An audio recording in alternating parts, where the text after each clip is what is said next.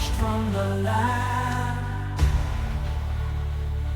Their absence brought by heroes thought a new threat close at hand. Rise, oh rise, adventurers brave, through forest, hill and fen. Our race, might, blood makes fight, and silver spotlight there. With his charm, God of storm, together they defend. The wildlands call to one and all, to bring peace back again. The world breaker wakes, a slumber shakes. 2,000 years combined, his compass green, a vengeful deed leaves naught but ash behind. With every town they tear it down, their warpath ever wends. The dead arise, neath chaotic skies, their march it never ends.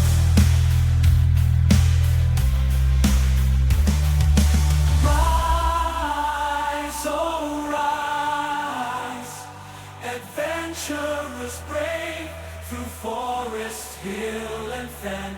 Our race, might, blood makes fight, and silver spotlight there. With each charm, God of spawn, together they defend. The wildlands call to one and all, to bring peace back again. From the archipelagos, chains the undead holds now free. A spectral tide they surge and glide across the southern sea. The wildlands weep as darkness creeps, and all seems but a dream. But heroes' hearts will play their parts and light the darkest gleam. Rise, oh rise, adventurers brave, through forest, hill and fen. Our race, might, blood makes fight, and silver spotlight there. With each charm, God of spawn, together they defend. The wildlands call to one and all, to bring peace back again. So gather round, let trumpets sound, and banners be unfurled. For in this fight for what is right, lies a faith of world. With courage sown, the seeds of peace in wildlands shall reign. And tales be told of heroes bold who broke the world breaker's chain.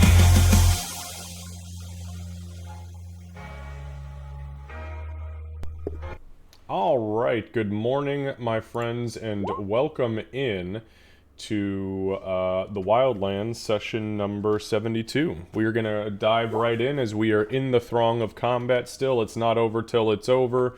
We're going to pick up right at the top here with Bloodmane taking his round. I'll do a quick recap, obviously, leading into that. Remember, I don't pay a whole lot of attention to chat when we are actually playing D&D.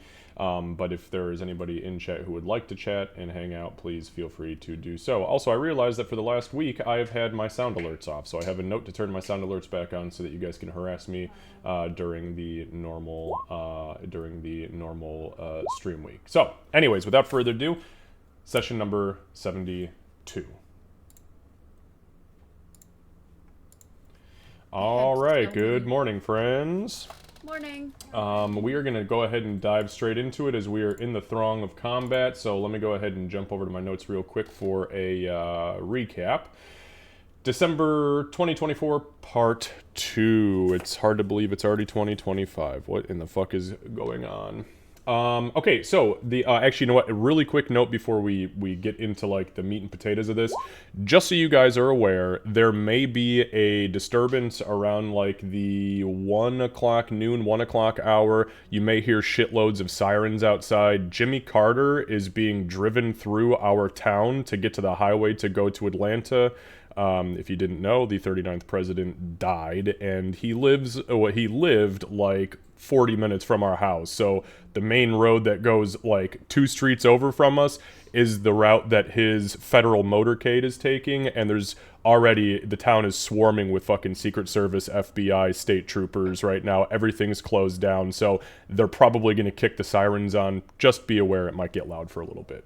Anyways, they did it last year too when his wife died. It was fucking crazy.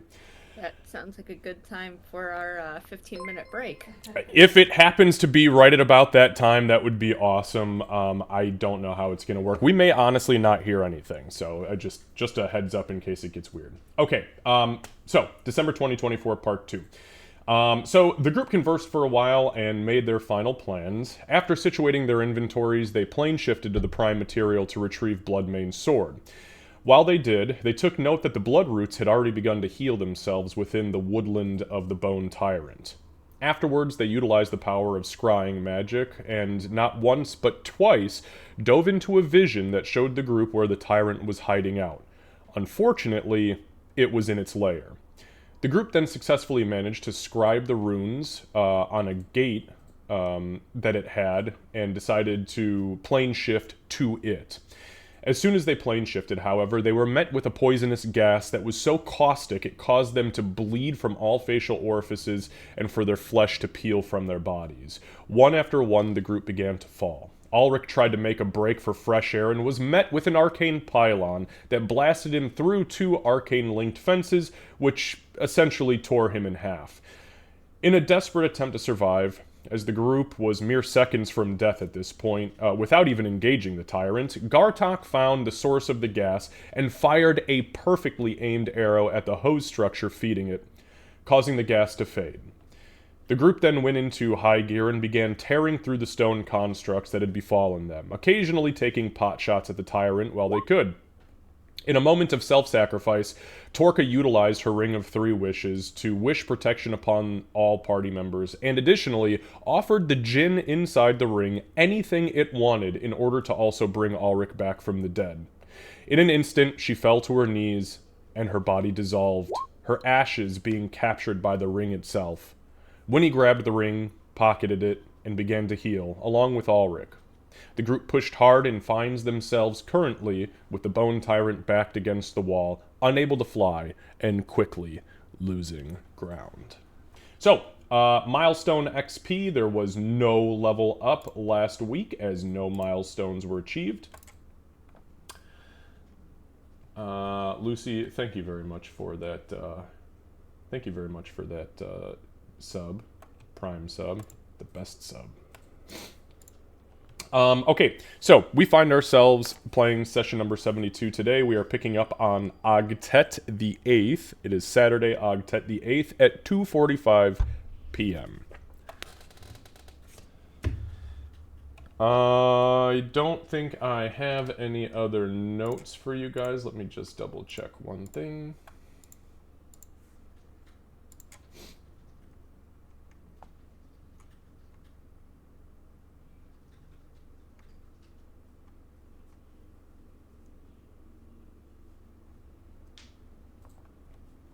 Okay, nope, I don't have anything else. Does anybody have any questions or clarifications? Anything for me?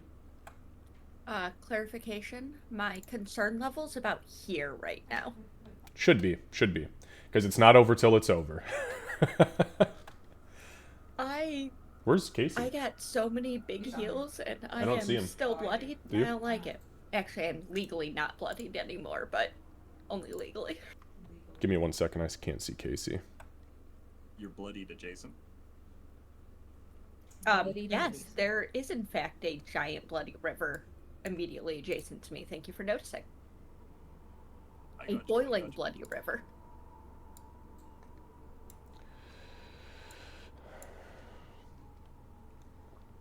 A hot bloody river. I hate all of that. Oh no, it's hot. Yeah, you can joke all you want about it. Go fucking dip your little toe in that thing. I'm gonna continue to do unnecessarily somersaulty flips over it. Fair enough. I'll keep flying, thank you. Why the fuck is this not rendering now? I dipped my little toe in, and I wouldn't recommend it. Yeah, definitely not for the faint of heart. Or the weak of fortitude. And that exchange summed up our party pretty perfectly. Alright, let me go ahead and get the music kicking here, and we will start at the top. All right, guys. So this is round 8. We are at the very top with Bloodmane. All right. Simple, easy. I'm gonna blast that bastard. The eye bastard. The Eye Bastard. Gotcha. Okay, go ahead and blast the Eye Bastard.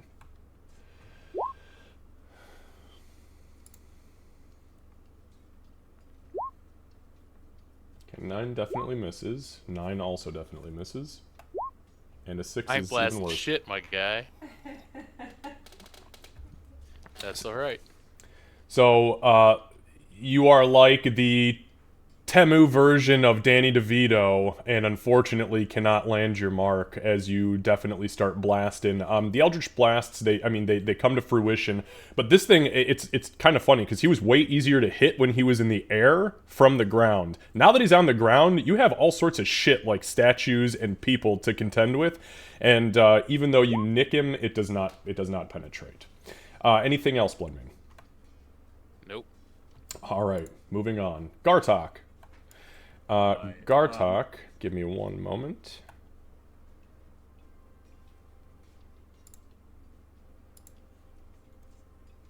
Gartok, there is a burst of energy from the far southwest pylon.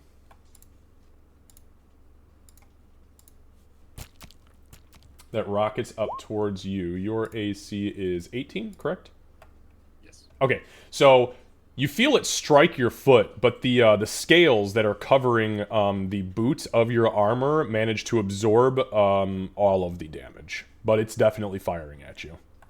Okay, go ahead. Okay. I'm going to ignore it for now. I'm going to, as a bonus action, use Fighting Spirit, Okay.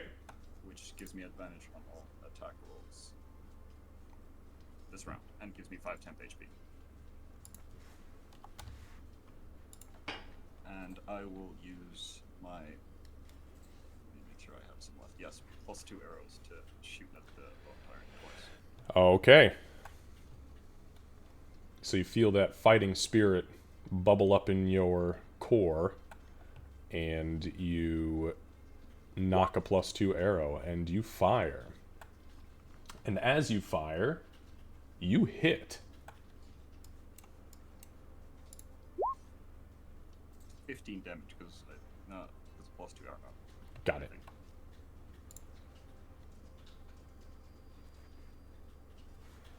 Alright, and next shot. Yep, so you strike it. It kind of like the arrow goes through the central portion of its eye, and you see this very like almost comically crimson material, this viscous material, kind of spurt out of its eye as the arrow disappears into its skull. You actually, with your perception, can see its head bounce around a little bit as you are aware that the arrow just bounced around on the inside of its skull. It is not looking good. It's starting to collapse. It's empty. I will take another shot, but I'm going to use sharpshooter this one, so I have a -5 to hit, but a +10 damage. Understood. I'm gonna roll these individually because I remember advantage fucks with the -5.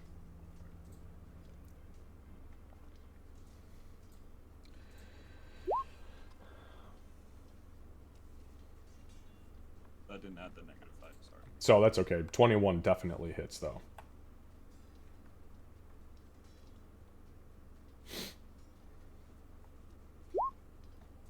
That one added -5 for some reason. That's weird.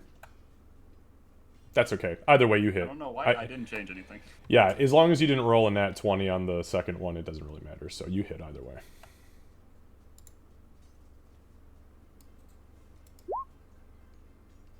That's 22 damage. All right. So Gartok, how do you do this? So I seeing that the arrow is like bouncing in between him, in his skull, I guess.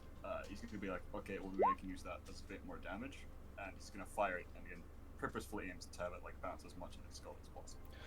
Yeah, so as you do that, the arrow kind of penetrates the same soft spot. You realize that the eye in its center was soft, and as the second arrow goes through, you do it in such a way that it clips the bone on the inside. And after its head kind of bounces around, it actually hits the back of the cave wall. You see a major fracture over the top of the skull, and then as it falls forward, the arrow, with just enough juice in it, actually punches out the back of the skull, leaving this huge open, almost shotgun blast level wound, and the entirety of the creature seizes up. Its legs curl under its body, and it twitches a couple of times before collapsing into a massive pile of dust. As that happens, the statues in the room, mid-swing, immediately freeze in place and seize their animations. But they are kind of stuck now, as opposed to being facing the Bone Tyrant before, and in those poses, they are now the opposite direction towards you guys, but they have all ceased to be. Give me one moment.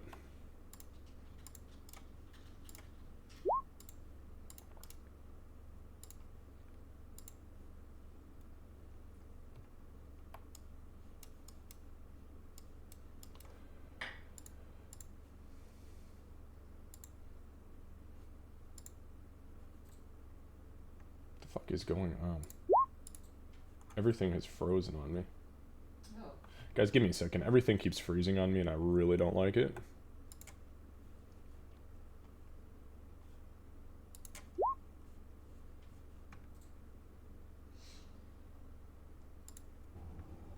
There we go. Okay. It was first the fucking animations, then it was the music.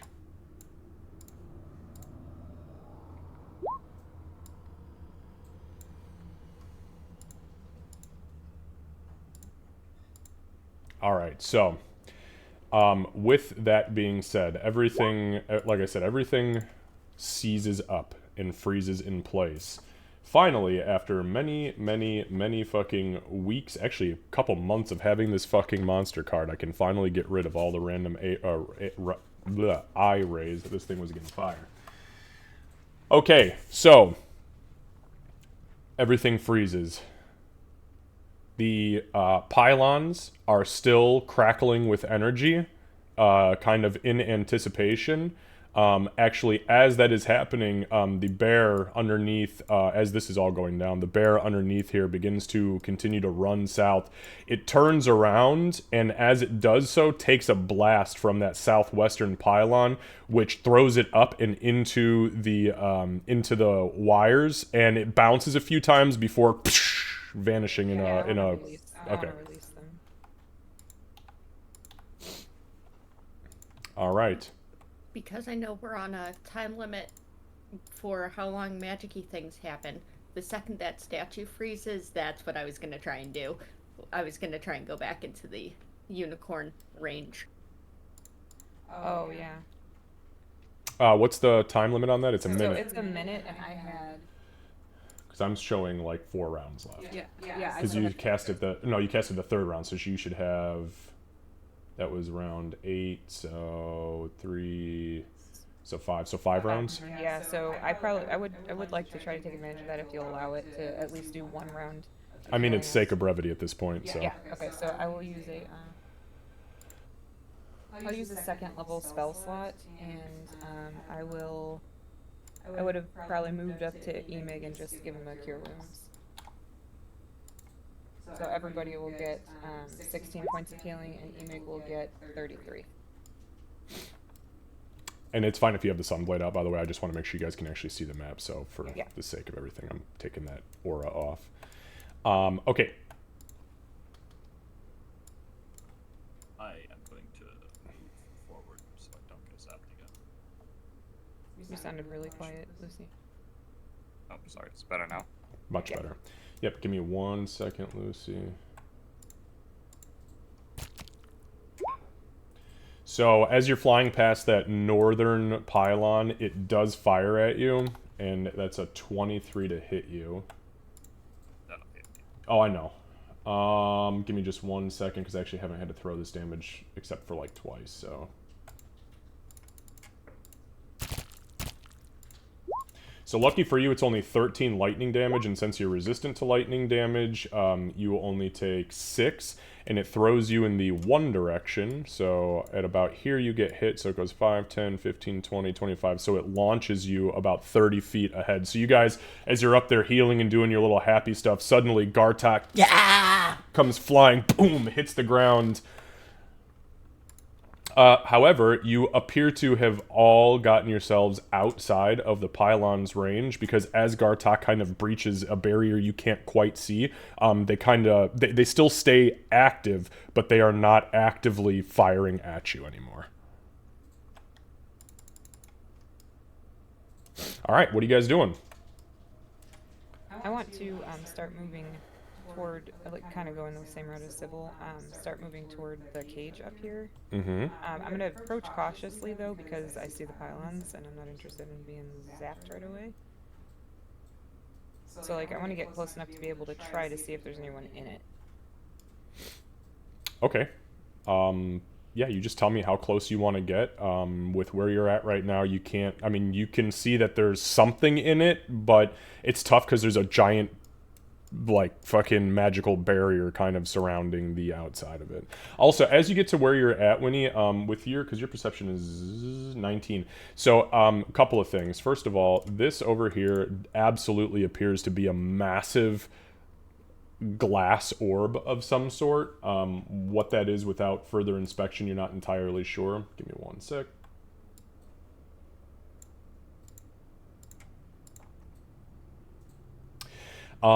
These pylons do look identical to the pylons to the south, though they are connected in a triangular formation.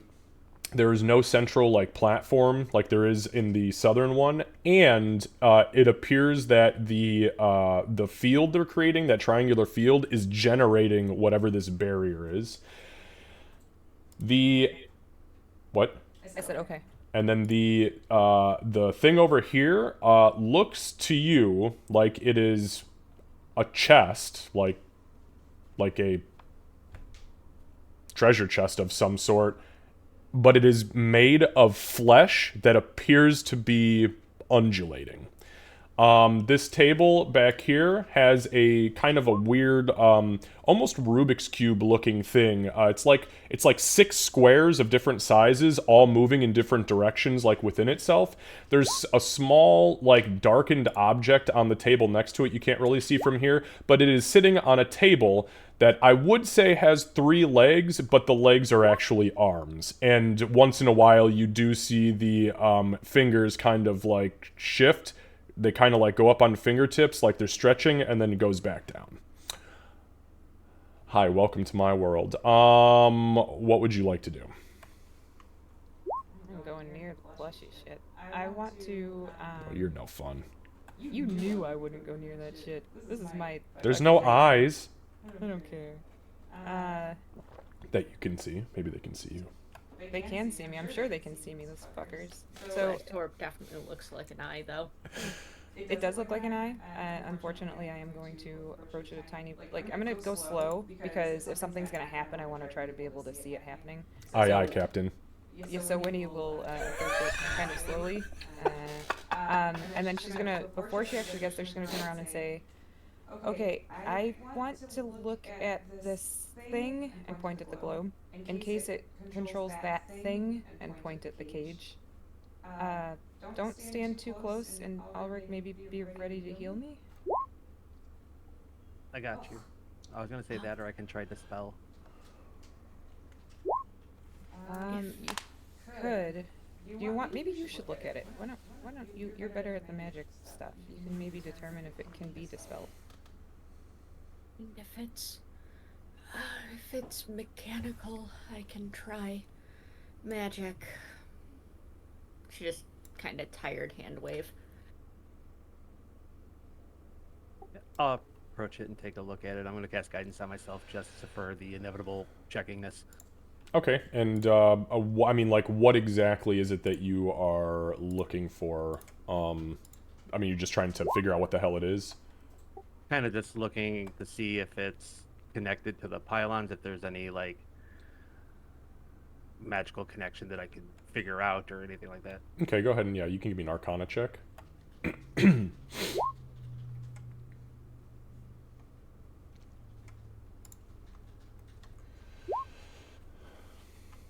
D4.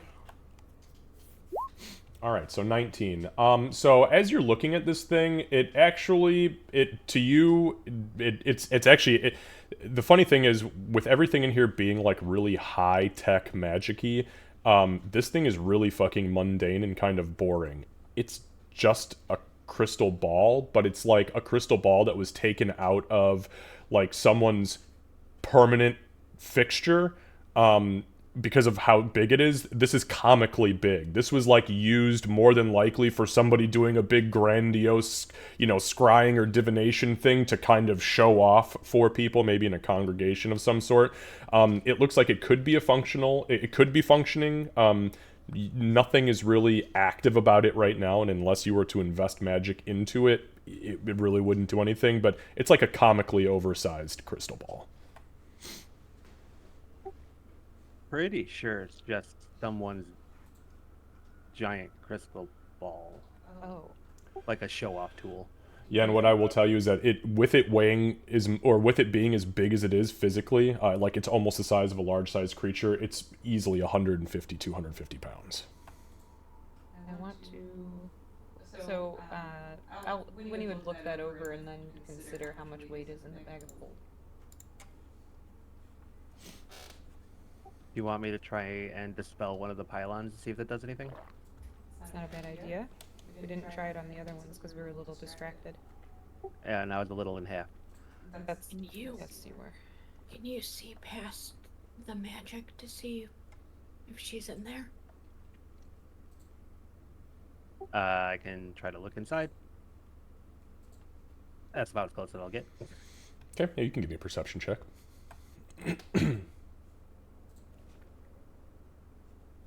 What happens if these things have a failsafe in them that disrupting the chains just kind of trails off? Again, it's overly cautious is one thing, but we can't just like poke and check at everything. We have to try something. That's why I'm looking at it first instead of just like, trying to explode it. Yeah, so with an 18, you can definitely see that there is something inside the cage. Somebody is inside the cage, probably the size of a loxodon. Yeah, I'm pretty sure she's in there. Sybil's gonna do the dumb and get closer. Then. So Xavier, these pylons here, do they have the same like electric static popping off them like the ones down there? Did you ping? I didn't see a ping. Are you just did- talking I about the pinged ones with the barrier? pylons. Yeah. Do the ones with the barrier have the same like static electric They do not. going around them? They do not.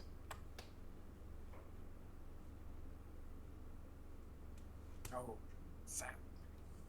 He points towards the pylons around the cage.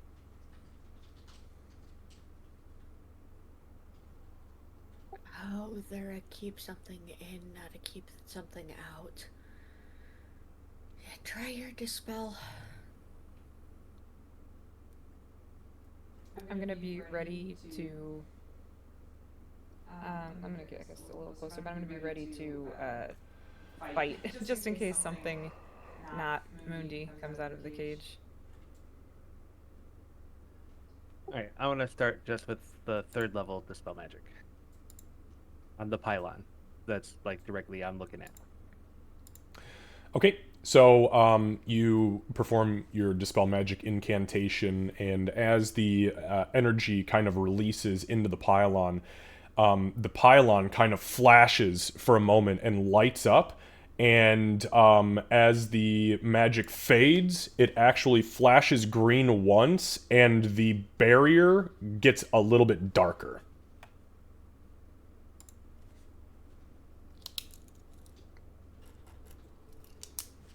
That's not normal with that spell, right?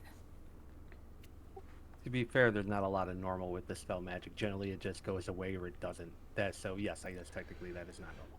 There hasn't been a lot of normal in this area completely, to be fair. When it kind of looks around. You watch one of the fingers go. No, I do not. I look away immediately. I like that not cat. Right, so that did not work. Or it didn't seem like it worked. Just be right. I'm gonna go try and get a closer look at it. Please. Okay, I'll let you guys do that for a second. I just saw Bloodmane move. So Bloodmane, what are you doing? You said one of the fingers started tapping and moving. Yeah. I mean, the legs or the arms, the whole table has been moving this entire time, as well as when you glance to the right, the big fleshy chest thing. There's a bunch of shit inside of it, and you can see like there is actually like a massive sewn together tongue made out of like probably 50 or 60 different tongues that's kind of like creeping out, almost like peeking at you and then like going back in, and the whole chest is undulating, and this table that you are approaching is actively moving. It looks alive. Alright. Without touching it, I just want to kind of see what's going on top of the table. Sure, so go ahead. First and foremost, you can give me an Arcana check.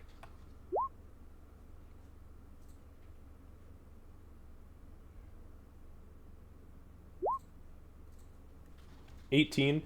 Okay, so the thing in the middle that has like the 6 cubes that are all moving independently in different directions, definitely has a magic vibe to it. Something is going on with it. What I'll tell you with an 18, although you're not entirely sure what it is, you 100% can see on the bars of each of the cubes, there are definitely arcane runes inscripted that you catch glinting in the light. And then the thing laying next to it is a blackened heart. Probably about the size of a humanoid.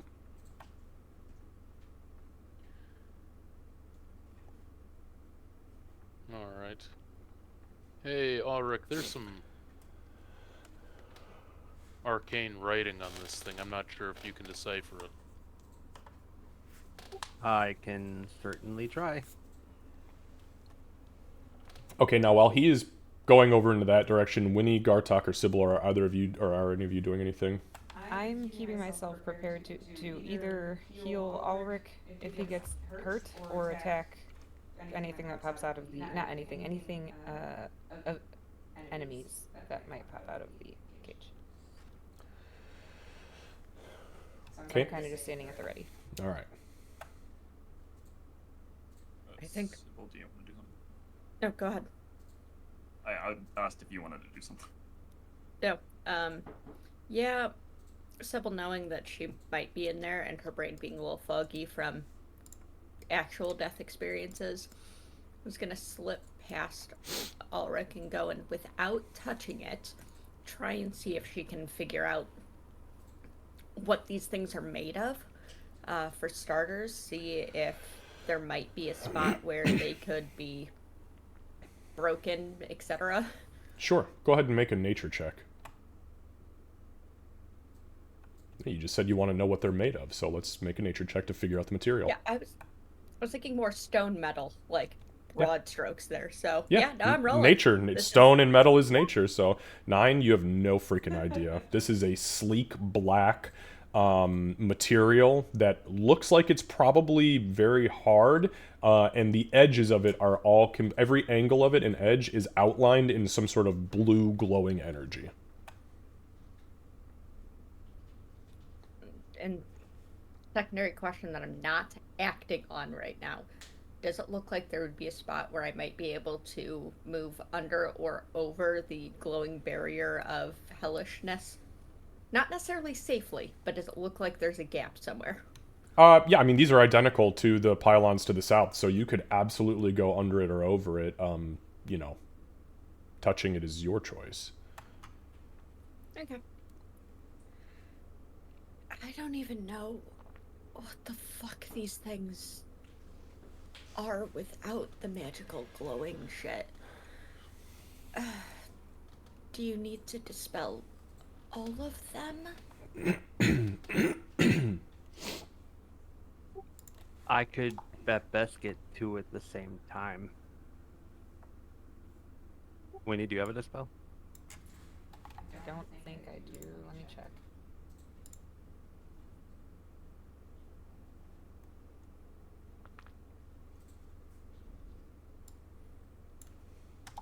No, I don't. I was more focused on, well, frankly, the things I do. I should have maybe thought about this, but I didn't. No. I mean, you can't be ready for everything. Should be. Should and able are 2 different things. Wise. We could always try and breach the barrier with something. What See if if we- it's just an alarm or if it's something else. What if we, yeah, if we do, are you talking about damaging the obelisks? I was thinking about throwing a stone into the barrier, but your option seems Because if we probably take- more useful. If we take one of them down, it should sever the connection between the 3. The only problem is there's probably going to be backlash for it doing damage to it, so... It looks very difficult to damage. I'm not even worried about that. I'm more concerned about the repercussion, you know, the return of damage. Alright, Okay, so as this is happening, sorry, Bloodmane had called Ulrich over, so I'll allow you guys to go ahead and pan that out. Go ahead, Gartok. For that, I want to walk over to the bone tyrant. I keep Okay. almost wanting to call it a boulder. And I want to take just a piece of of its bone. So, like I'd mentioned before, it actually is dust. The whole thing dusted, much like the undead that died on the surface when you guys poofed him. So you can take some of its bone dust if you'd like. Sure, why not? Okay. Help yourself. There's a big fucking pile. I have an empty water skin. I'll put it in that. Beautiful. I can't wait for you to forget about that. Gartok, what are you doing? Yummy. Okay, so Gartok Just takes some bone protein dust. powder? Well, yeah. Alright, Ulrich and Bloodmane. Go over and take a look at this writing. Okay. So you walk up. Go ahead and you can give me an Arcana check. You can do it with advantage since Bloodmane pointed out the arcane runes. Alright, I'm gonna do it guidance as well. Alright, Bahamut is smiling down upon thee, sweet dragon prince. Well, glad there was advantage. God damn, no joke.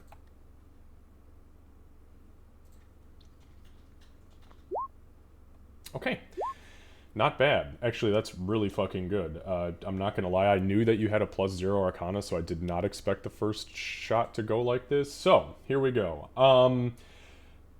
You look at this thing, and you realize that this is the object itself, the way that the language is scripted, it's called an arcane Rubik's. Okay.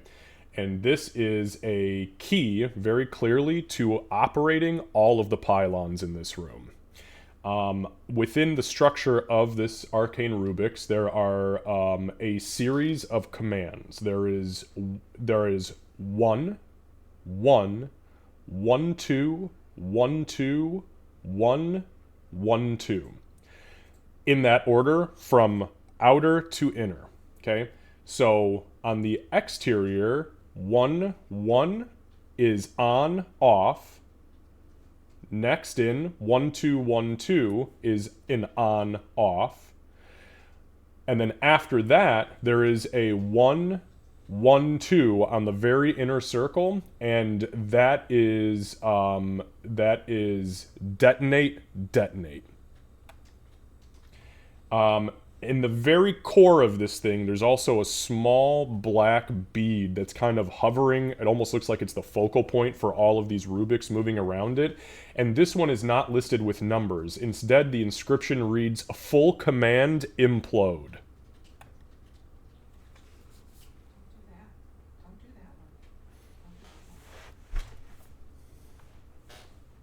Okay, I was copying them down, so I want to make sure I get them right.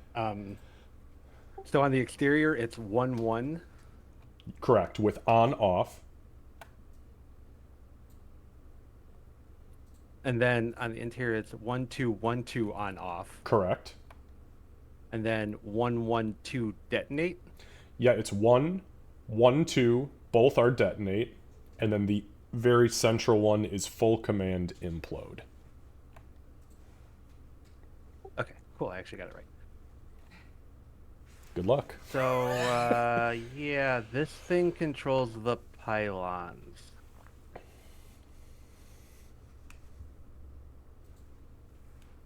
And there's a little bit of possible issues.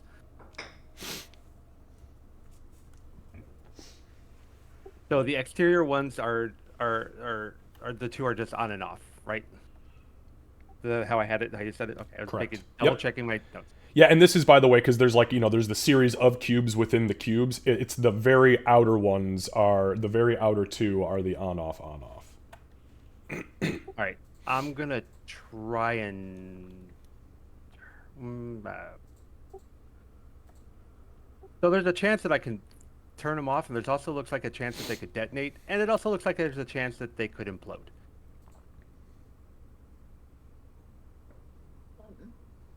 So, I know magic isn't my thing, but maybe just turn them off and don't explode them. Right. So if hopefully one doesn't change the other. Because they're all connected.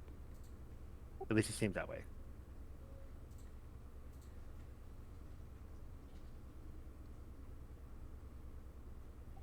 Well,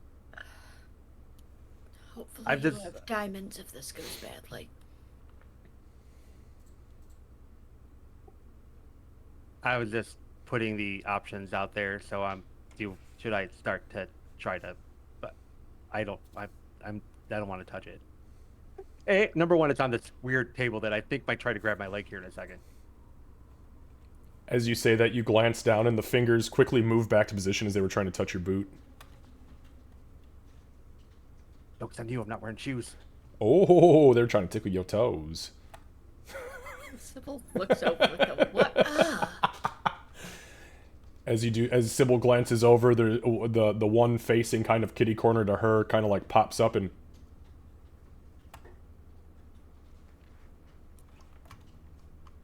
Winnie, what do you think? Put Not about the up, it's table, not about the mystery. table. Disgusting. About poking at the cube thing. So I'm just really nervous about what it's gonna do once we hit it, because I feel like it's gonna hit us back, but I could be wrong. I also Well- don't know how those turned into stone. If they were people before, it could have been the eye and its beams, but it could also have been them trying to attack these things, so we just need to be prepared. Well, as there's two sets of on and offs, I'm assuming one of the set of on and off is going to control the ones back there. Then the other set of on and off will control, cage one up here. Detonating them all at once might happen, and whatever full command implode happens. Don't But- do that one. No, I don't plan on touching those two at all. Okay. No. Yeah. Sorry, but if you think that this is going to go horribly wrong, I think it is. do either of you have a little bit more magic in you, or am I drinking a potion? I've got it. Because my ribs are still poking through my skin. She says that, and then Gartok turns around, and Gartok still has part of his throat completely slit open, and he is still actively bleeding out. He looks atrocious, far past bloodied. I'm not close wounds on Gartok. When I put down the unicorn, you need to get into go near the unicorn. And it dawns Both on of you you- at that moment that he has not even complained about this one little bit. Yes, I'll close wounds, Gartok, and then if it doesn't look like it's doing much, then I'll drop some healing as well. Just let me know. Both of you guys come here. Ooh, we're gonna do the big stuff. She walks along the edge of the barrier, does not touch it. How close? Right next to me. right next to Gartok. Come on. Hugging distance. Let's go. She gives a kind of a look back to the barrier. It's very clear she doesn't want to go away from Amamundi, but she goes over. You use the big healer voice. I will spend 9 sorcery points to twin spell heal, hitting both Gartok and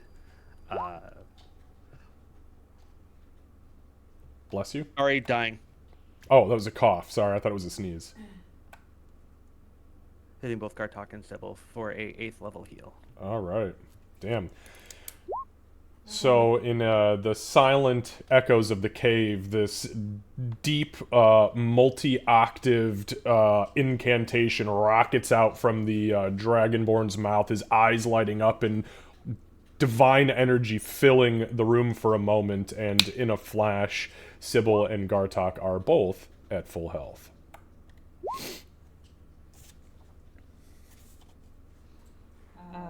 That's fine. I was handling it, but that's fine.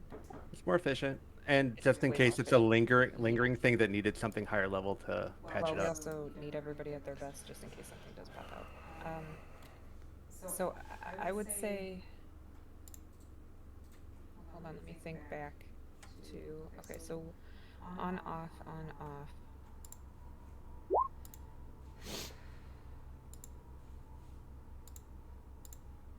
I guess you could try to switch it off. I mean, we can see what happens. Yeah, I'm a little nervous about you touching it. Yeah, me too. But this kind of stuff has to happen, so I'm just gonna go ahead and go for it. And I'm gonna go try with the exterior one, and try and manipulate it to see if I can figure it out. Excellent. Go ahead and give me an Arcana check.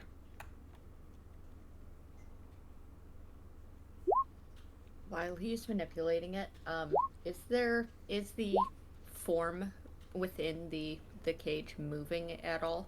Even like small breathing type things? Absolutely not. Okay. So I'm assuming that you are guidancing yourself. Mm-hmm. Okay. Just make sure you declare that before you use your skills.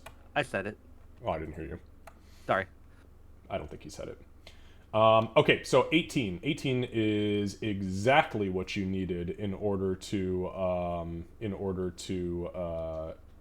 utilize this bit. So you successfully activate the exterior. What command are you activating? Off. Excellent. So the first, and this was 1, correct? Yep. Okay, so you flip the cube over, you kind of read the inscription, you trace the sigil that it's giving you the instruction for, and as you pull the bar forward, you guys hear a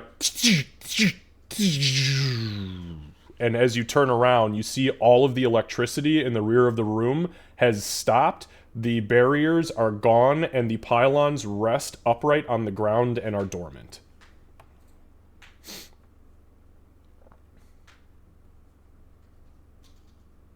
Hey, I got one. Okay.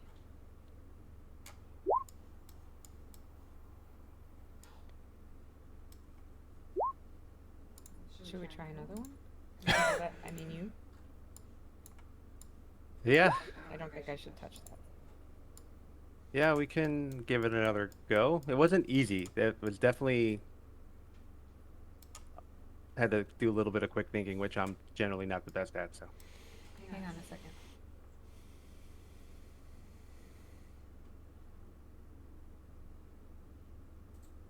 What kind of, so Winnie will walk over to Ulrich. Actually, step away just in case it's reactive. Come over here for a second. So what are you using? Like, what part of your brain or body are you using? Arcane knowledge. So your brain. Yeah. Okay. I want to use a 2nd level spell to cast Enhance Ability. Okay. And I'm going to give him Fox's Cunning for Okay. intelligence, so that he can roll with advantage. All right. Yeah. So Winnie kind of like reaches her hands up and in a weird kind of like almost pseudo awkward display, she like pets you from the crest of your brow back, and as you do so, you guys can see like this divine fur kind of rise up out of his scales and then fade into his head. He coos, maybe subconsciously, as the pet is very reminiscent of a former life of his, and you feel the cunning of the fox wash over your body, and suddenly you're like, oh shit, yeah, I am ready to go. Like, wow, I see the world much clearer now. Why am I not this smart normally? And you now have advantage on all intelligence checks and saving, no, not saving throws, it's all checks.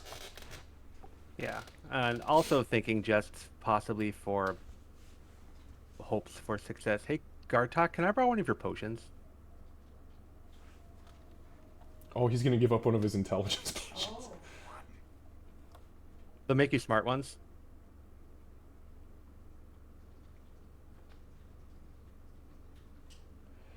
No. Damn. Oh, well, it was worth a shot. I'll show you the box and it's empty. Oh, did you drink them all? No, I believe we put some in the bag. Oh, okay, I Winnie gotcha. would be, like, as she's waiting for Gartok's answer, she'd be digging through the bag of holding it, and then... Did you say no as Gartok, or no? I think he'll just take out the box because unchecked and he'll be like, oh yeah, right. So yeah, I'll reach in and I'll pull one of the potions out and kind of look over at Gartok. And then Gartok will point towards Winnie. Okay, yeah, so I'll hand it to Ulrich then. All right, we'll give this a Now, go. being that they were Gartoks, though, was just so I'm clear, was that an affirmation from Gartok that it's okay to be used? Okay, I saw that. Okay, just making sure, because I don't want to be like, hey, they're commandeering your character's stuff. Okay, so, give me one moment. Meanwhile, Sybil and Bloodbane watch the weird-ass game of charades.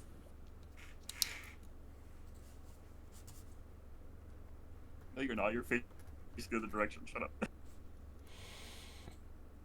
Keep staring at invisible Mama Mundo. Alright, so you drink the potion, it's bitter as hell, and as the magic of the potion kind of washes over your palate, you suddenly realize it's not even that it's bitter, it's that there are so many undertones of rich spices and herbs and some sort of weird divine, or maybe even arcane solution that you're not entirely sure. You can't get your tongue out of it, and then you realize, what in the fuck am I thinking? And you now have an 18 intelligence. And I will let you know when that wears up. So, 18 intelligence, advantage on your fucking arcane check. What are you doing? I'm also going to guide myself. Okay, and you beg Bahamut, and Bahamut's like, oh, you're not smart enough to do this yourself now? Nope. I'm going to go on the second, the 1-2-1-2 on Make off. sure you mark that potion off. I did. Okay. Okay, so 1-2-1-2 off. Go ahead and make an arcana check with advantage. I'm guiding myself. Got it.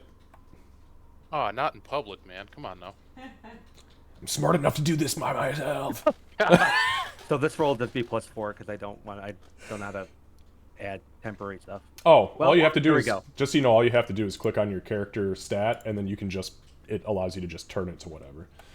Okay, but with that being said, a nat 20 obviously is fucking crazy, so it's a nat 20 And plus... a max guidance. And what is your intelligence normally?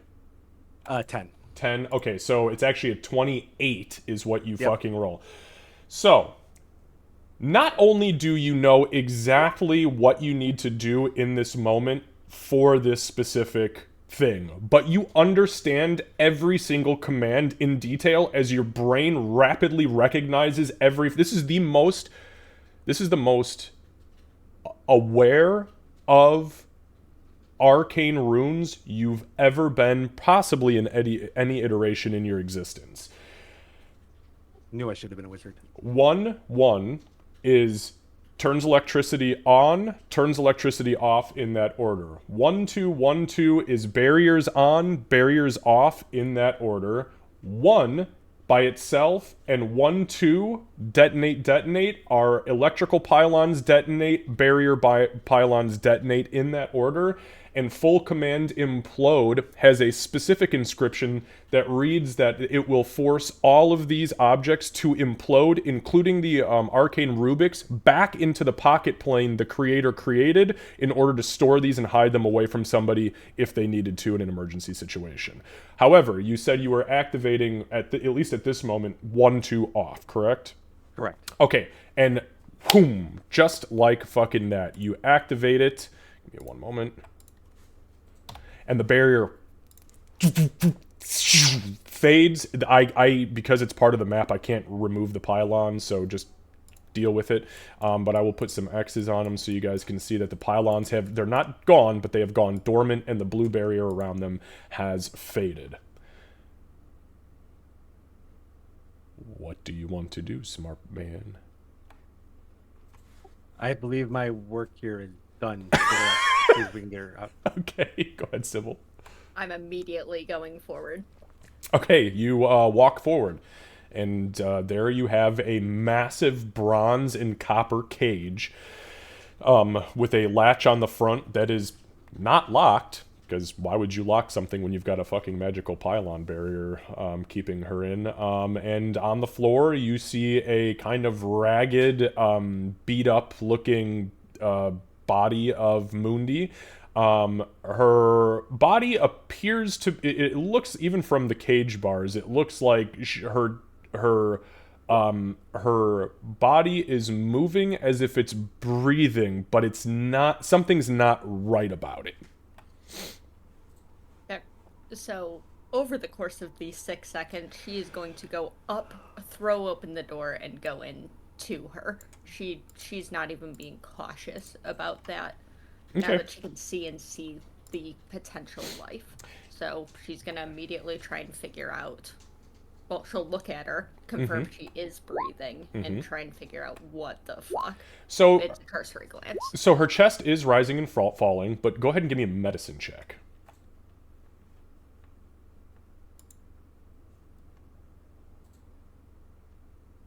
Also realizing we should have done this before, that's a -2. You have no fucking idea.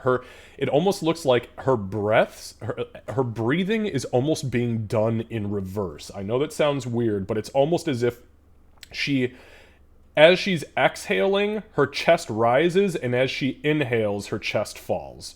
She is alive, you can feel a pulse, but it's very, very faint, and something's not right. Oh, it has to do with breathing. No wonder I rolled so low. Ulrich!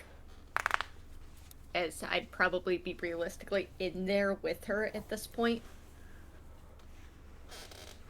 Yeah, I'll get in there and see if I can take a look. Okay, go ahead and give me a medicine. Go ahead and give me a medicine check. The rest of you, what are you guys doing? I'm looking at this heart. Okay. So, like, picking it up and manipulating it, or just physically giving it a once-over?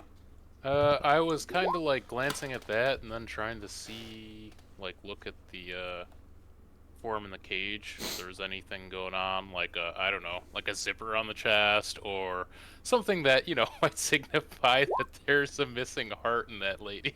Okay, well, what I can tell you is that this heart is blackened, slightly shriveled, but as you kind of like look closely at it, it appears to have a phantom beat. Every probably 10 or 12 seconds, you see a...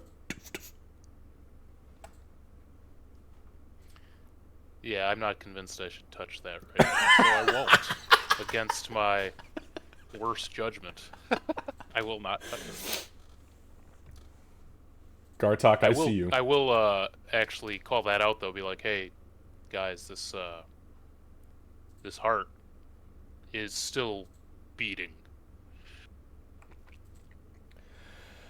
Okay, Ulrich, give me I see your guidance. Go ahead and give me your medicine check. Gartok, what are you doing? Look at this chest thing. Okay. Yeah, so as you approach it, you glance inside. It is very... So the whole inside of it, the best way to explain it without using gross terminology like mucous membrane, is that it looks like the inside of your lip.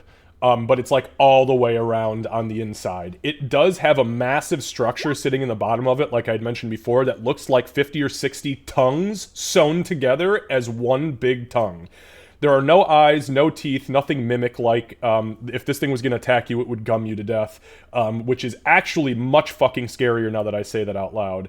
But what you do notice is that although it is kind of writhing and moving as you approach it, there's a bunch of shit inside.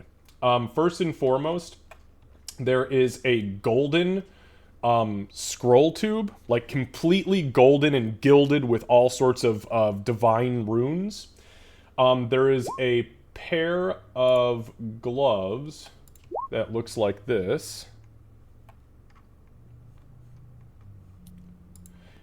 You also see inside a small, probably palm of your hand size, like palm of your hand size ball of energy sitting on a small platform that looks like this. And then you also see a probably a fist-sized statuette.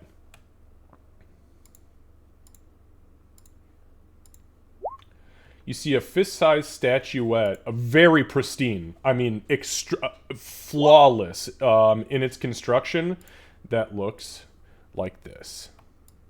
I love the dog. I want that. So that is what you see inside the chest. What the fuck? Okay. Back over to the 19 medicine check. Gartok, are you doing anything with any of that right now? The breed of the dog is a Doberman. Sorry, it's just for notes. Yep. Because I want to make sure I have everything written down this time. Mm-hmm. I think, well, he feels very unnerved by that, but it's unnatural. Not the tongue thing specifically, because that's probably something his tribe did with like animal tongues. But skin crafting is weird. But he will take everything inside and walk over to Winnie. Okay. So you reach inside. As you do so, the tongue kind of like writhes under you touching the things in there. And Gartok, you look down, and the tongue rises up ever so slightly and licks the bottom of your arm as you pick up the Doberman statue. It's pretty fucking gross. I think it likes you.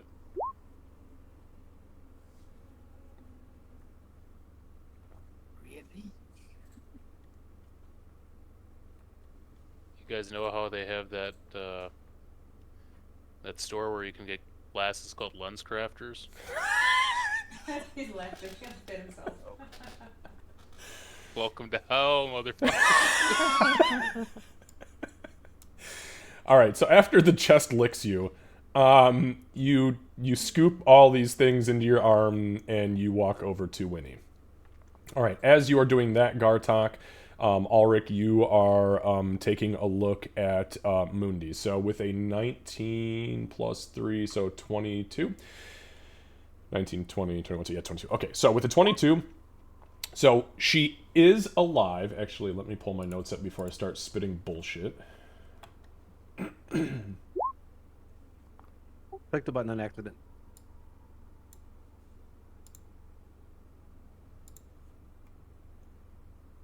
I don't know what sacrifice you made to the dice gods, but keep doing it. So that's where my goat went. Okay, so she is still alive. She is very much in a comatose state.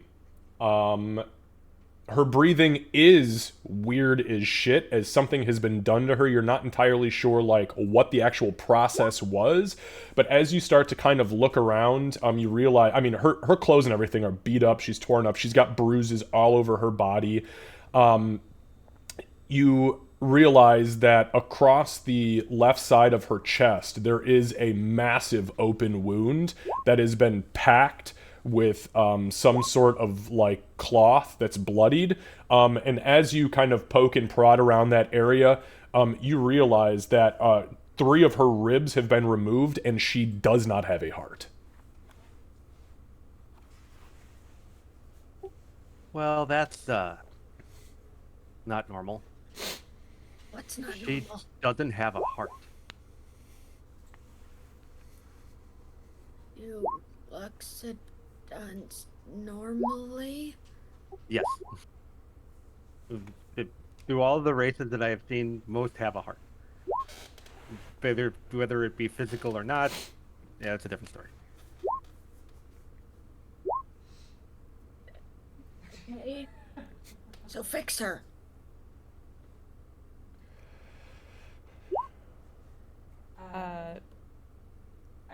Okay, so I know we have a lot going on at once right now. Would I have heard him say that she doesn't have a heart? Because Winnie was already thinking that might be the case. Yeah. I mean, I wasn't quiet about it. Yeah, I mean, you guys are actively... you're also in a fucking cave that's echoing like crazy. So it's not too hard. Yeah. Ulrich, and I'll point over to where Emink said there was a heart. I think it's over there, and just maybe make sure it's healthy before we try to put it back in. I don't think there's anything healthy about this heart. Don't put it back in yet. And Let we me at least go. get her out of here. Maybe Bloodbait could. I'll, Because yeah, I I'll see if can't. I can. I have noodle arms. Emink, do you mind? Do you mind? Not at all. We'll trade places. Thank you. I will look at the blackened heart thing. Okay. So it is a heart. It is blackened every 10 to 12 seconds. There is a beat, and it is laying on a table made of flesh with arms for legs. Normal. Yeah. I could try casting healing into it.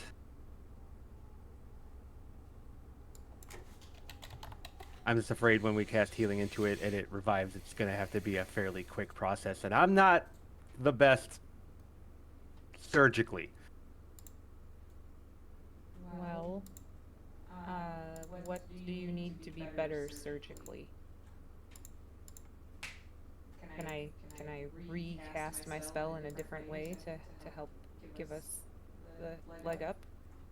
Or is what I gave you what you need? That's Mundi. Okay.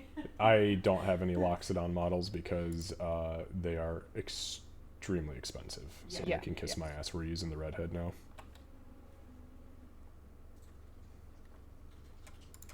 Well, it'll be my knowledge in medicine, so not what you just cast on me. I mean, Okay. Are we done with that? And I'll nod over toward the... yeah. Before you do that, surgery, we know someone who's phenomenal with surgery. We do. Why don't we reach out to her so we don't mess this up? Winnie's head will slowly turn toward Ulrich.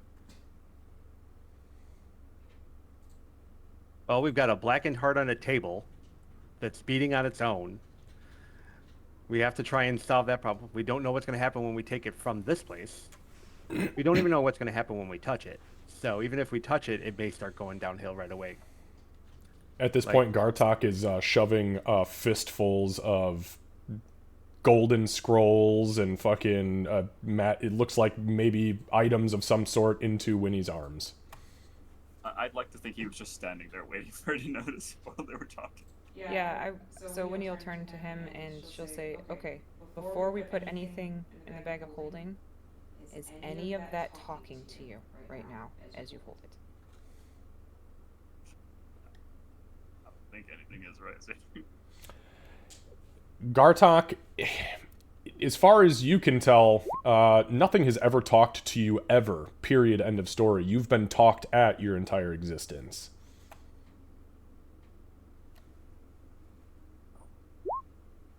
Just you.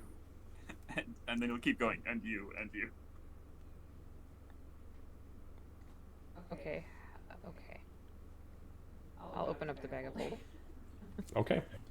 So you can add those items. Curse, Please right? send me the list, Lucy.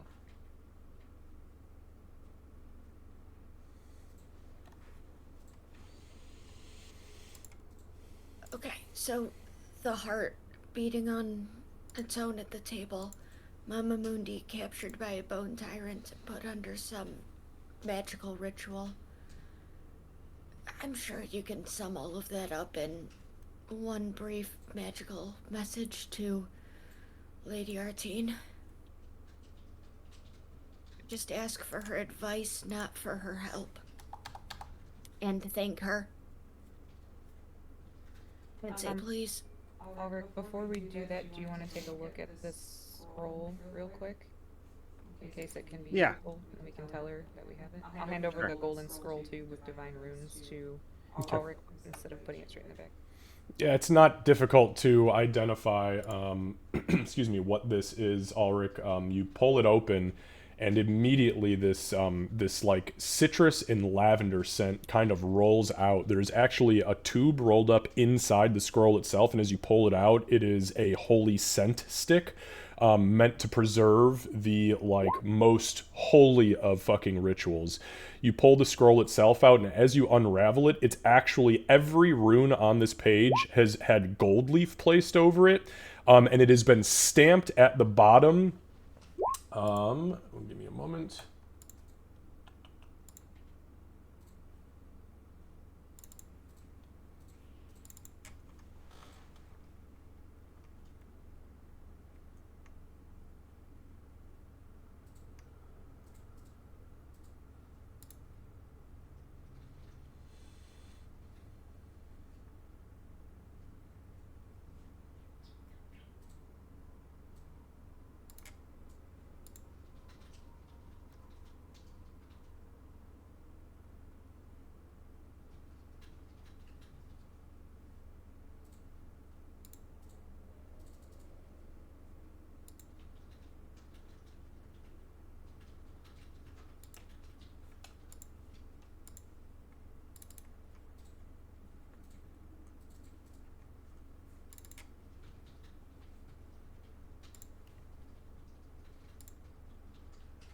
Okay, sorry, I haven't had to pull this NPC sheet up in a while for NPCs that I don't have to use. So the stamp on the bottom is a sig or there's a heraldry to it, which I'll show you in just a minute. But the name associated with it is Faldurin Ghostwick.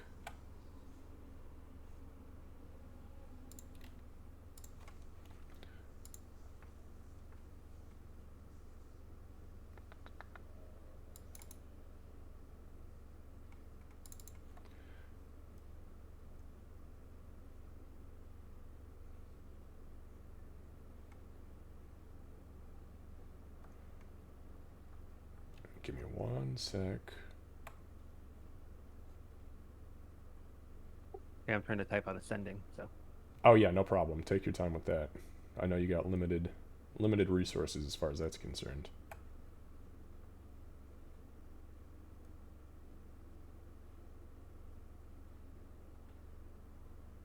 Where the fuck?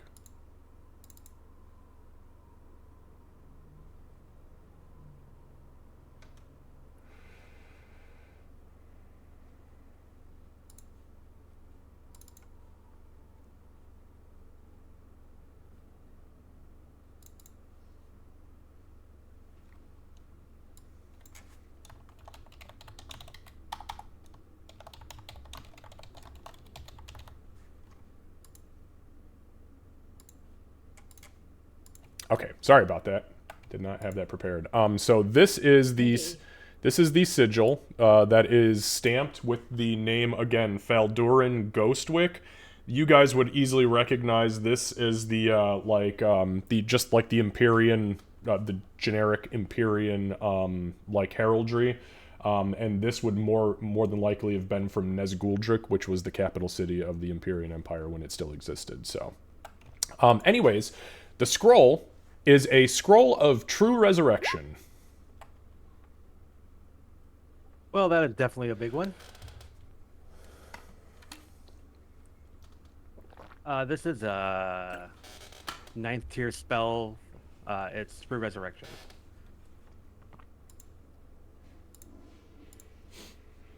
So, good news is if we screw up, we can bring her back.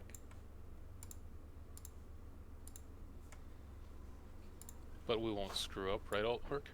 I hope not. Was that a threat? Do you want to hang on to it, or do you want me to put it in the bag of holding? Put it in the bag of holding. That's a. We'll look at that later. Let me go ahead and message Artine and see if she has any advice. So I'm going to cast sending. Okay. The message will be to Artine, and the message will be as thus. And it is exactly 25 words. I did a good one this time. So, rescue Mundi, heart removed and shriveled in black. Breathing is not right. Inhale, chest falls. Exhale, expands. Any advice on how to cure? Thank you. Okay. So you feel the spell connect, and there's kind of a brief pause, and you begin to hear a response.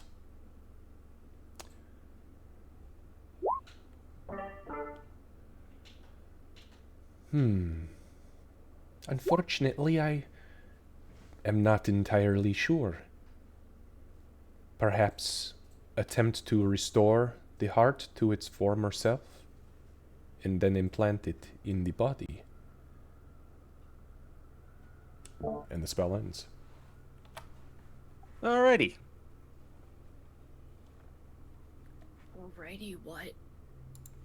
The best advice she had is what I had already thought was to try to restore the heart and then implant it in the body. So, I'm assuming we're gonna need more than a lesser.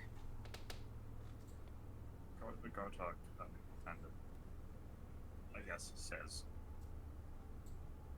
try, ask, teacher, Dave, yes. I mean, I could try to ask Octavius. I don't know if we're gonna get the version of her we want. Yeah, that's my only. I'm just That saying. that look also kind of determines that that's not going to be the course of action that we're going to go with. Was Bahamut giving you a sign? A pretty loud one, actually.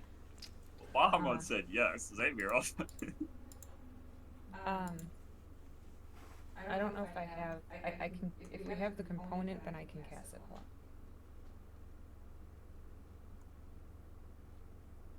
My thought was try to restore it, place it in, and then use regeneration to try and see if that'll help it along. I don't have. Do you have diamond dust? No.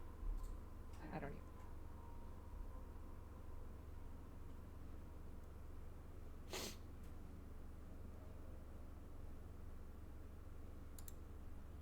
So, our options would be.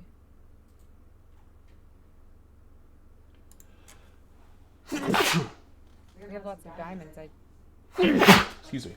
Well, don't know. You know, I don't have anything strong enough to crush them. I can't cast regenerate today.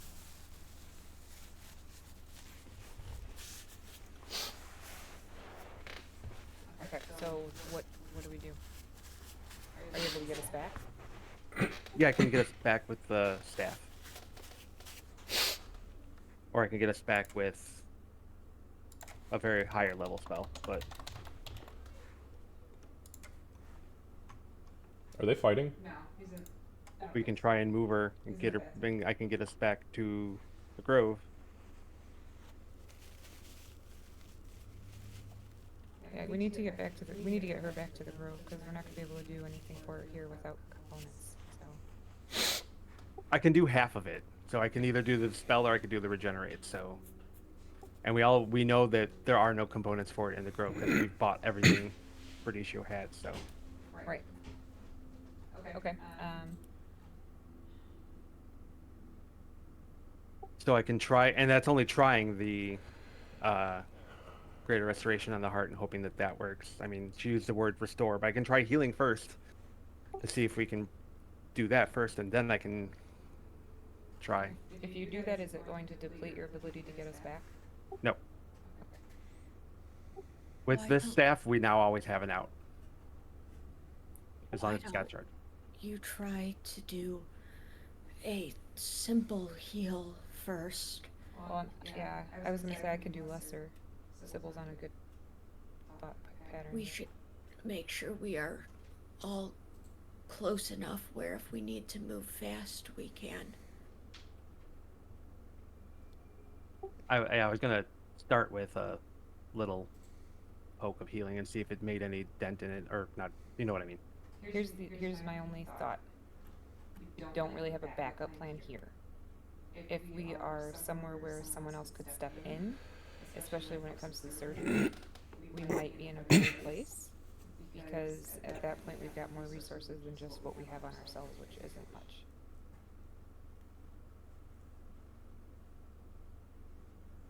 All right, let's bring her back to What the group.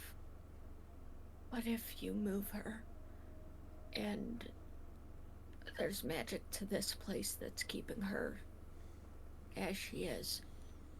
Then we can true resurrect her when we get to the grove. There's a moment. Sybil, by the way, is sitting on the ground next to Moondy at the moment. And there's just a look of pain, kind of fear in her eyes, but she'll nod and accept that. There's been too much loss in the past 24 hours to not try to do this the right way. I trust you. Well, I'm gonna cast a spell, so someone's gotta grab the heart. Not Gartok. Not Gartok. If it's going to affect magic, I'm the one that it would affect the least. I can take it. Fine with me. Everyone ready to go then? Once we get the heart. Yeah, let's double check and make sure we're not leaving anything behind. The chest is empty now, correct? Yeah, besides the tongue of tongues. The Tongue of Tongues. I wanted to take a look at the statues that didn't animate. Okay. I'm particularly curious about the one holding the bow across the Blood River. Okay. Yeah, so you can go ahead and give me like an investigation check on that.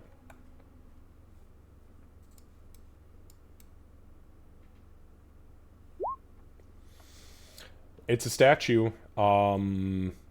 Frail, kind of thin-looking individual holding a bow. The only interesting thing I'll give you with a 1 is that the bowstring is intact, and it's actually like in between fingers with an arrow knocked and everything.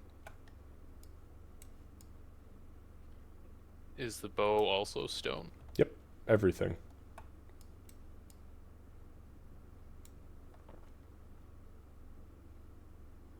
Fair enough.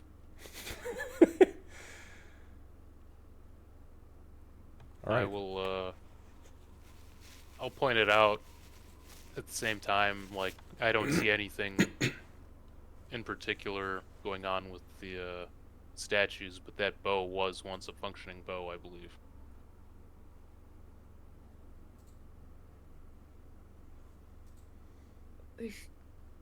When he mentioned they could have been others once, are they wearing anything you recognize? She says as she reaches for the heart. No. Quick question, Xavier. When oh crap, her name just left me. When our cleric, I can't think of her name right now, it's Candace, but when she like went into the ring, all of her stuff went into the ring too. There's not a bunch, like a pile. Okay, I just want to make sure we're not leaving her stuff. Yep. Nope. Her body, everything with her dissolved, and all of the ashes got pulled into the ring. Okay.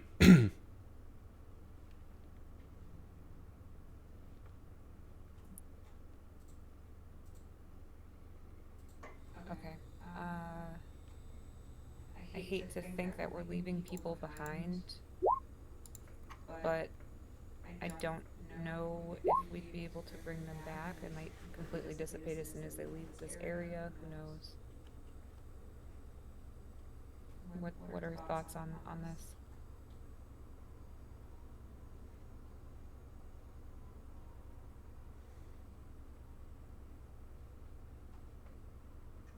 Do we have a way of transporting them?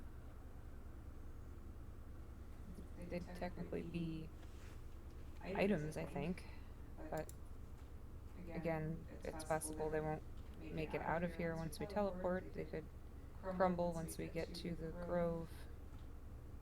They could also turn back into who they were as soon as they leave this area. It just depends on if they were ever actually people and what's afflicting them. They're also stone and very heavy to move. Sure. Um, I wanna walk The- up to one of the statues really quick. the most we could take is 2, if they count as people. They do not. They are objects. They are not creatures. The most we could take is all of them because they don't count as people. Okay. I want to try to look like investigate him, look very closely, to see. Like obviously I know that they're stone, but I want to see if I can figure out if it's natural stone. I guess, like actually a statue as opposed to. Okay, yeah, give me an investigation check.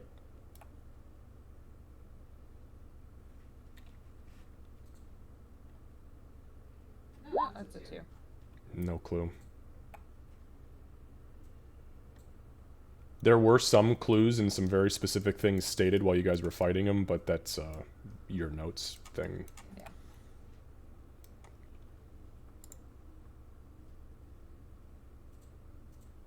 Does anyone have an opinion other than me? This place is essentially its own little pocket. So unless something already knows where it is, I think if we have resources later, I know the key to get in. I can get us here whenever, so we can come back. It's a fair goddamn point. Sybil's gonna look like a thought dawned on her. She is going to turn away from the heart and go over to one of the statues and see if they looking more at the face, at the features, and a little bit at the clothes. She's not looking at it from a magic perspective. Does she recognize the person or the style of what they are wearing? Make a history check with disadvantage, because these things are multiple centuries old and the stone has worn quite a bit on them.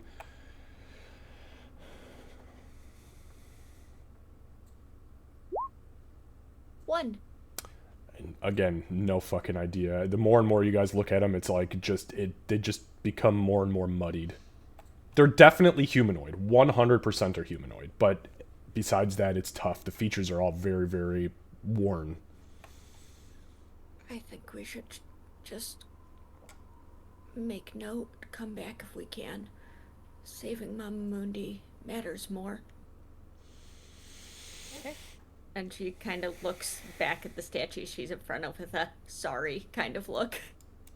We could try to bring just one of them back if we circle around one of them and hang on to it like an object. We might be able to bring one back to see what will happen. Maybe nothing, maybe something, but then we do risk it potentially, you know, Dissolving or animating and attacking. Right. Let's just leave them here. We'll figure it out. We'll come back. I'm 100% for coming back. Like, I don't want to leave them. There is also a possibility that we might not be able, like, there's 100 million different things that can go wrong, even with the plan that we currently have. So, I'd rather limit outside factors. Agreed. Because, like, Mundi's, that heart, with whatever's been done to it, might be tied to here, and we may go and it may stay. Like, we don't know. We did come here with 2 wishes as well. If it really comes down to it, we could use that for her.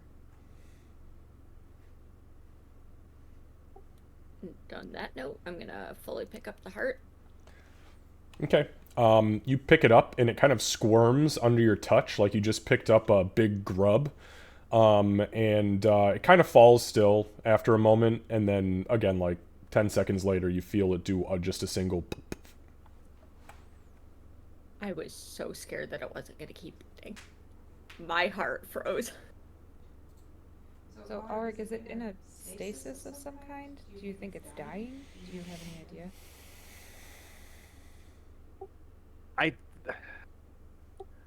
The heart, I don't know. It's definitely had something done to it. Mundi's in a coma.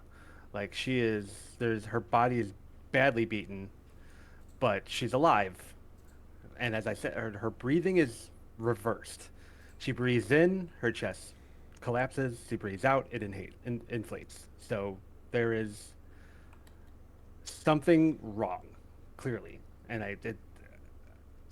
And Well, and there's this giant wound in her chest. Three of I her was gonna ribs are say, I have a cracked open, feeling and her heart's removed. the heart being So one might be a part of that. I'm not a medicine expert. Okay. Um, yeah, Lucy. So I have a couple of questions.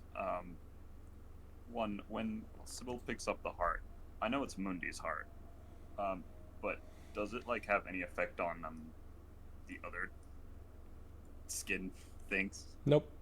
I mean, they're still creepy as shit and moving and stuff, but no, it doesn't seem to affect him. Alright, second question. Do they seem alive, I guess?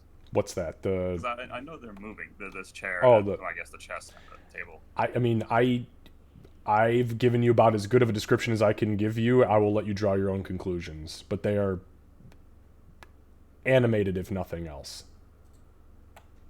Alright, and I guess Gartok will kind of turn around, point to them, and go,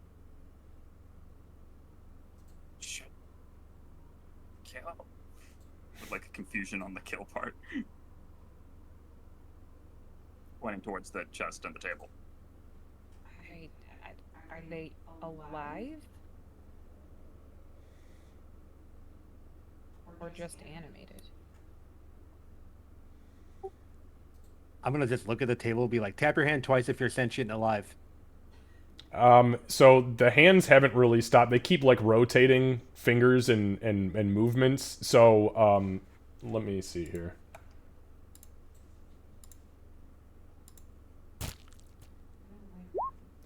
So like as you do that, the rear one kind of like comes up, turns towards you. It like taps its fingers a few times and then rotates back. You see it like cracks its knuckles on the ground and then rests again. I think it's just animated.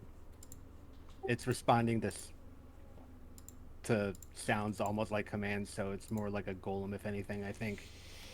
Okay. Also, an FYI, I messaged you, Kevin. Okay. Discord. So,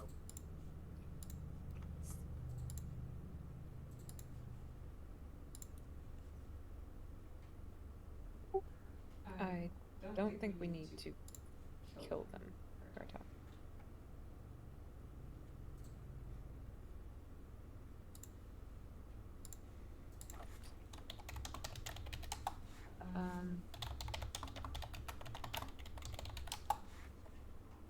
Over where the creature was, is there anything there, like, is there anything left of it there?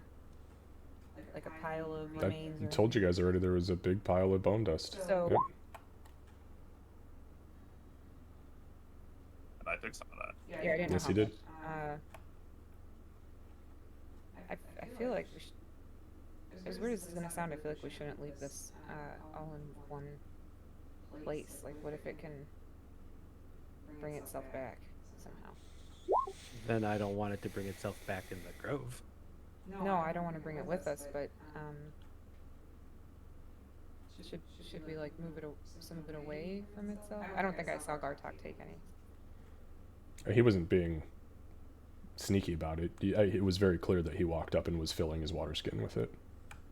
So quite a process to scoop dust into a water skin. So Well, maybe what Gartok took of it will be enough. I guess we'll see. All right. Should we head back to the grove then? Are we ready? Has everything been searched and are we comfortable?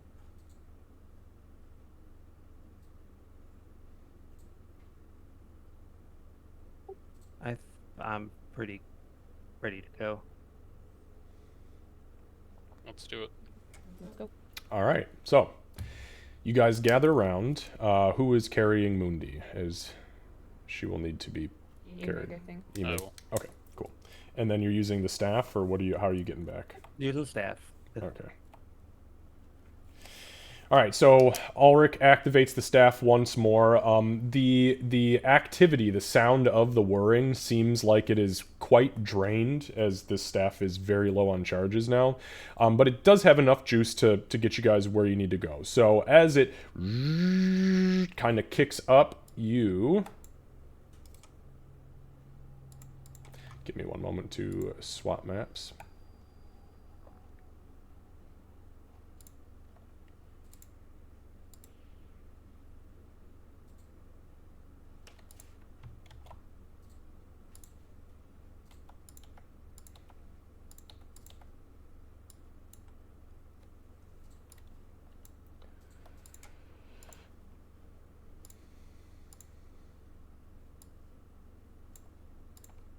You guys all find yourselves with a flash of energy in the heart of the grove. As the plane shift kind of pulls you through that last bit of the veil, there's a pulse of energy, and the smell of rot kind of overwhelms you guys. Sybil goes to kind of like pull her hand up and look, and the heart melts into putrefaction. The heart literally just melts in her hands, and the flesh falls onto the ground into a black and gray pile. And Mundi's body ceases to breathe. Hey.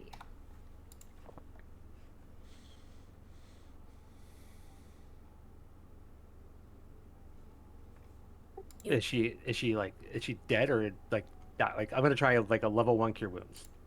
Okay, yeah. So you put you incant and you lay your hands upon her. The magic goes off and there is no effect.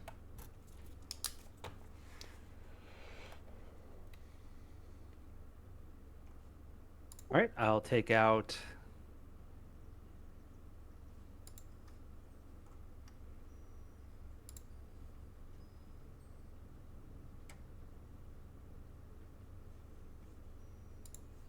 Should we see if I need a. We just gotta try like a. Apparently I only have a 1,500 gold diamond on me. Do you have a 300? yeah, oh, I think we have 500, so I'll hand you one of those. I'm double checking, but I think that's all right. Yeah, so I'll hand over a 500. All right, and I'll immediately start casting Revivify. Okay, and that's just a one. I think that's just one action cast, right? Mm-hmm. Okay. Okay, so you mutter your incantation, and as you begin to incant the diamond, it dissolves in your hand, and the energy rises up and flows down into Mundi's body. You see the energy coalesce around her chest, and as it begins to kind of manipulate and stitch, the spell ends and there is no effect, as unfortunately Revivify specifically states it cannot bring back missing body parts, and heart is a body part. So go ahead and mark off that gem for me, please. I did. Okay. All right. It was a good effort, Ulrich, just in case. But I think we're gonna have to use the scroll. Is that something that you are comfortable doing? Do you want to see if you can get some assistance? So the door opens from the interior of your guys' like meeting chamber, and you see Yin's head kind of pops out, and he's smiling, and he goes, "Sister, that was much faster than I'd anticipated, though I have a sneaking suspicion time moves a little differently on the Feywild, but you've only been gone for like 8 seconds." She does not make eye contact with him. Sister? Yin. Let's walk. He kind of glances around, trying to read the room. Where's Tolka? Reach into my pocket and take out the ring. And hold it up for him. She's in here. He looks very confused, but he reaches out and takes the ring, and you immediately see his eyes flash gold, and he kind of, like, his head kind of rolls back, and his mouth opens, and you guys see the ring is alight now too, and as his mouth opens, you hear, "You guys did good. At least we know where I'm at, for the time being. Don't tell Yin that I did this, 'cause he'd probably be a little pissed off at me, Foltus be praised. That's all the energy I have. Don't blame the Jinn either. I asked for this." And then Yin's eyes kind of come back to normal. He exhales and he goes, "Excuse me, sorry about that. Allergens here have got me caught up. Anyways, you said she's in here?" Everything didn't go exactly as planned, and Ulrich got cut in half. But we managed, but yes, she's trapped in there. We'll do everything we can to get her out, but it seems, as far as I could tell, it seemed like she was okay. How could she be in here and okay? She, when I picked up the ring, talked to me. Oh. Told me to make it worth it, to make sure we did it. So she wouldn't be able to talk if she wasn't okay. Shit. We'll figure it out, Yin. It's better than her being gone, you know. Well, not being here I know. means that, unfortunately, the Crusade has lost the last of its healers. Well, if you'll excuse me. He kind of palms the ring, and he moves around you guys and steps back into your little central area, and he closes the door, and you hear him begin to kind of talk, just like you hear him the muttered voice over. I'm gonna, while it's going on, I'm gonna pull out the scroll of resurrection that we have, and read over it to see if it requires the body to be whole. I'm looking at the spell. It doesn't specifically state that the body needs to be whole, but I know how some things work, and I just want to double check with my understanding of it.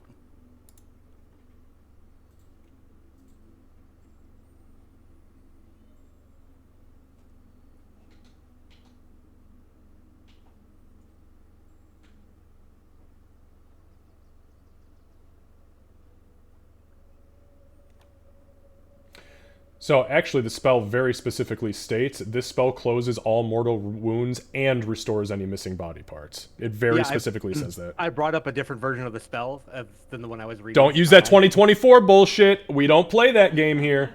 No, it wasn't. It was a legacy one. It just cut off the spell at that point. That's it literally weird. didn't have. Yeah, it was weird. So that's why I was like, wait, this doesn't look right to begin with. So I started looking for a different version. Yeah. But yeah, okay. Then I'm gonna use that scroll on Mundi. Okay. Just right here, you're just going to put her down and just start? It's fine if you do. I'm just asking for clarification because nobody's moved. Yeah, You guys are just standing in a circle. Yeah, he's not wasting time. He's Okay. All right, here we go. Let's fucking do this. I'm gonna start looking through the bag of holding immediately to see if there's anything I can use to contribute. I guess you guys don't really know how many times she's died, huh? No. She's lived a long, dangerous, brothel of an existence. Whoops. I'm kind of hoping that hasn't contributed a ton to her death count. Gets wild sometimes. Gotta fight patrons. You don't know what some people are into. I have a DM background question for you. Okay. From before I joined the party, did Mama Mundi have anything that she often sang or had music-wise in her place? Not creepy siren, horrible death songs that we got recently, but something that was familiar and comforting that she did before. So she was much more manager than she was performer. She was much more matron than pole dancer. So not really. It always kind of varied depending on the clientele that was in town or what festival was being held. It would draw in different clientele. I mean, as far as she was concerned, she did like to dance.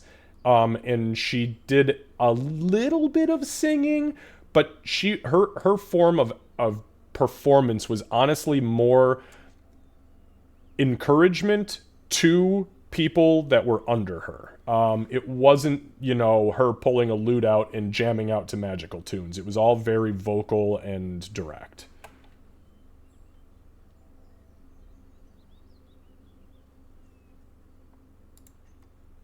So Winnie will take out a rolled up piece of parchment, and she'll have like a smile on her face and unroll it, and it's the wanted poster of us.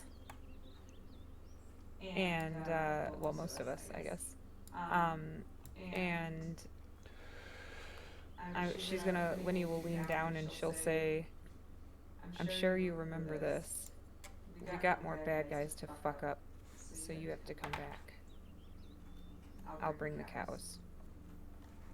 And what are you putting in? What is it? It's the wanted poster. The wanted poster. Of the original. Yeah. Okay, so Ulrich, he immediately unfurls the resurrection. Oh my god, you still got the cow. I got my cow downstairs, actually. It's on my dice box. The ritual begins, and a circle of energy forms across the ground, and it creates this dome over you guys. A dome very similar to the energy field that had kept her contained inside of that cage. It doesn't feel any weirder than it was. It's just maybe happened to be the last place that she was before she died. Anyways, so the barrier goes up, the ritual begins. Winnie lays down the wanted poster, and about 15 minutes into the ritual, the wanted poster ignites in a puff of purple flame and dissolves, and you see the energy kind of rise up and hit the shield, creating these little almost firecracker effects on the inside of the barrier.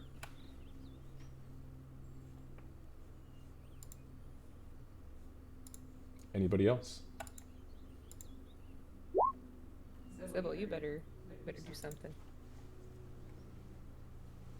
She's going to sit down next to Mama Mundi's corpse, and she's going to, for a physical object, she's going to just take off the bead from her brace, that she's wearing as a bracelet, and offer that. But she's going to spend the entirety of the ritual just relaying the funny stories from back then, from the time before, and then kind of shift a little bit and start telling some of the funny stories from what the party's done over the time, things she thinks that Mama Mundi would enjoy hearing, and she'll spend the time orating, essentially, but she's also giving the bead. Okay, so the bead, as soon as the bead is set down, it just bursts, and this pink mist kind of rises up above her body, and as it begins to like fall back down on her, each speck that hits her has a small flash of pink energy, followed by a trail of pink smoke. That is definitely 2 successes. So do I have any third individual who would like to involve themselves or not? It's worked out every time Gartok hasn't involved himself, so I'm just going to assume that's how it works. Not do anything. That's logical. I don't like it, but it's fair. All right. So, with that being said, then the ritual crescendos, begins to come towards its conclusion. Sybil, since you are the one orating this, I will let you be the determiner, high or low. I hate it so much. Low. Low Okay. being horrible. Okay.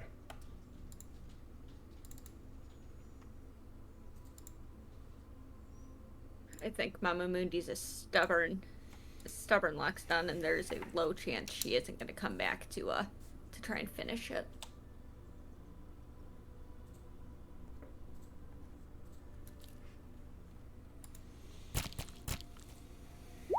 Cool, man. You got fucking lucky. So, Mama Mundi has perished 3 times. However, with 2 successes, that reduced her percentage from the original 3 death percentage down to the 1 death percentage, which is 1 to 2%. I rolled a 14, which is a success, but boy was that fucking close in the grand scheme of things. So, as the energy coalesces, the spell comes to its crescendo. Everything collapses in on itself in one massive burst of energy, and as this halo of divine magic kind of emanates from around Mundi, you see the gap in her chest. From underneath, you can see material growing up and out of the aorta that had been severed prior to her dying. And from that, you see a heart-like structure begin to reform. The bones begin to crack and shift as they seal themselves back in place, and all at once, her chest seals. Suddenly, her eyes flicker open, and she takes her first breath. Winnie would let out a sigh of relief, seeing that, just like, oh, thank you, Obadhai.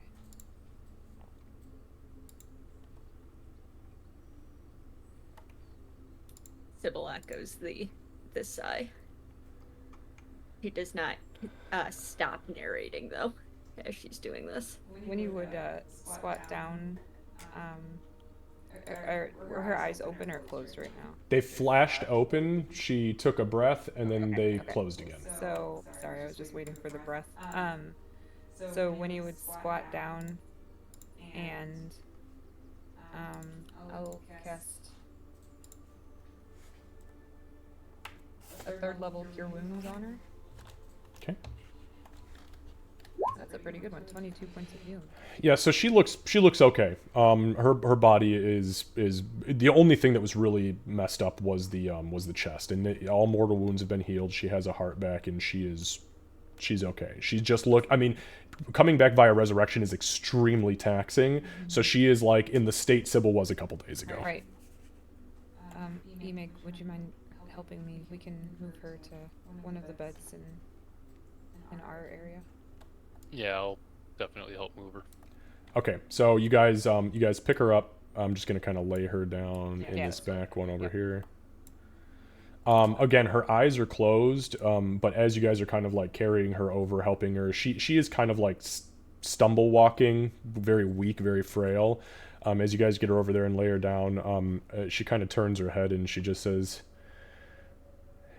"Do you know I had the weirdest dream that y'all were coming back for me, and yeah, gave up. You gave up and let it take me. But it must have been a nightmare, because I think I'm back.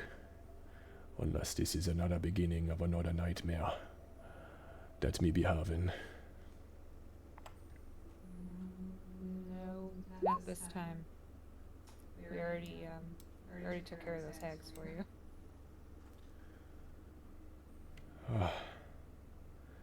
I was talking about the Bone Tyrant. I know. That's gone too. Aye. We wouldn't leave you. We'd I know we always, got it on the first try, but we always. got it on the second. we'd always come back for you. I appreciate that. I was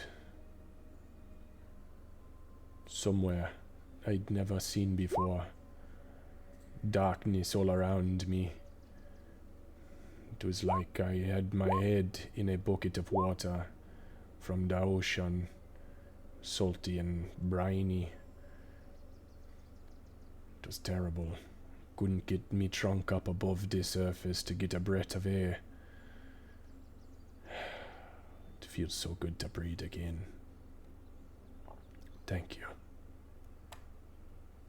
What is Bloodmane's expression Yeah, during that? He remains rather impassive. As she's talking, does her only because it was before. I want to double check, make sure her breathing is normal, like it's not having the weird reverse. She is breathing normal. Yes. Hey, it specifically says it doesn't get rid of magical curses, so I wanted to be sure. Yep. Nope. She's good. She's good.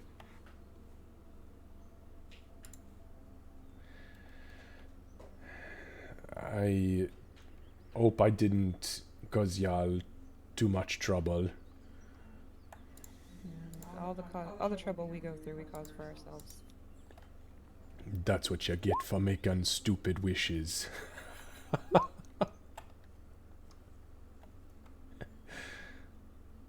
At this juncture, when you kind of like glance over and you see Yin hear that, and he just he pulls a chair out and sits down facing his group.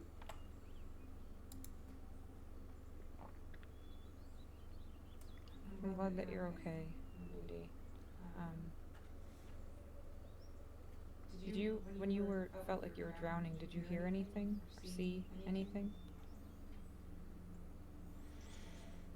I heard many things. Most of it was unintelligible, so I cannot say exactly what. But it wasn't what was being said to me. It was the nature of the quality of the voice.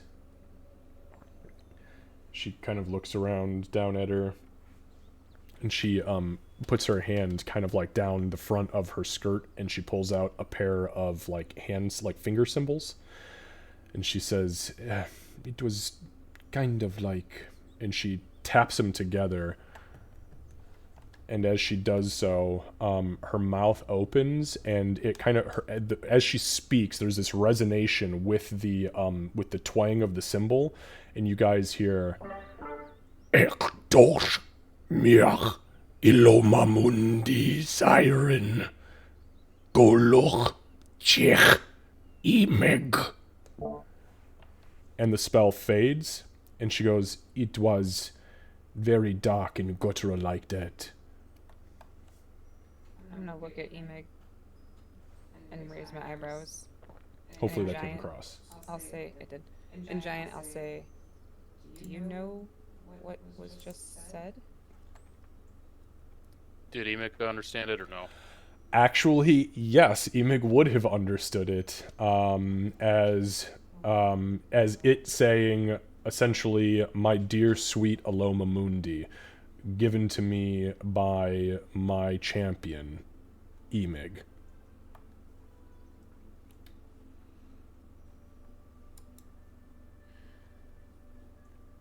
Yes, I do understand it. I'll say that in Giant as a response. I don't know if it means anything right now, but I feel rather tired. I think we all need a bit of a break. It's been a lot. Mundi nods actually at that, and she kind of reaches her hand out and she says, "Thank you, Bloodmane. When everything is said and done, I owe you a good mud bath, I thinks, if you come and visit me again."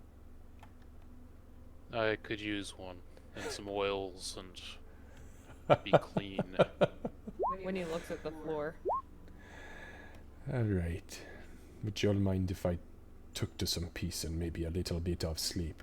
Yes, please do. If you need anything, just let me know. Thank you. All right, guys, let's go ahead and take our break since we are just about at noon, and I think we could all use a moment to think about how you are going to progress in your campaign. We'll... That's easy. We're gonna kill a patron. Do you want to kill a patron? Deep Every underneath day, the more and sea. more.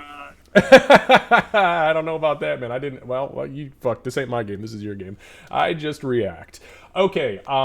We'll be back in like 10-15, and we'll dive back into it. All right. For everybody who's hanging out in stream right now, thank you all so much. I appreciate you being here. I'm gonna go ahead and throw up the BRB screen,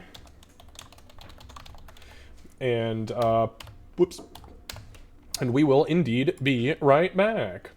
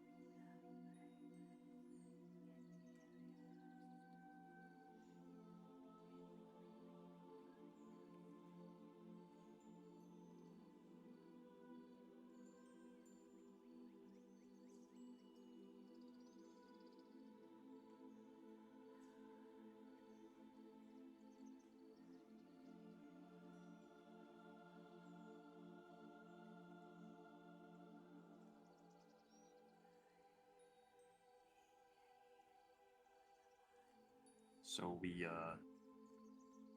fighting a kraken. What was that? So are we fighting a kraken? Kind of seems that way. We're Guess either a fighting a fresh kraken or kraken meat. fighting Emig.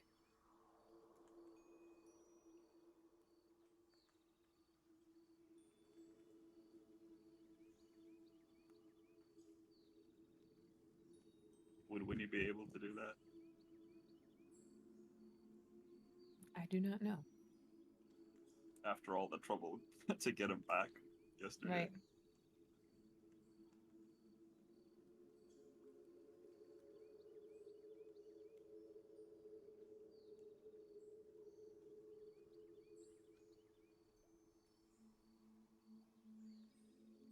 Quiet, he's back.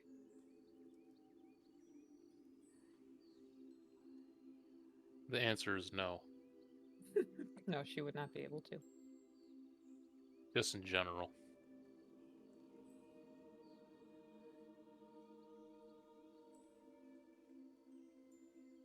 So no to fighting a kraken, no to fighting you, and no to Winnie bringing him back. Being able to fight both men. I think generally, yeah.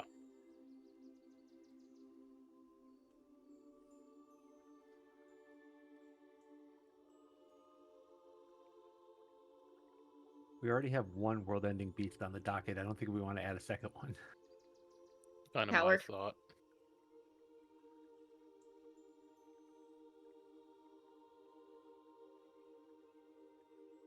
Well, then let's hope he doesn't take your soul back into the tentacle dimension. Wasn't using it anyways.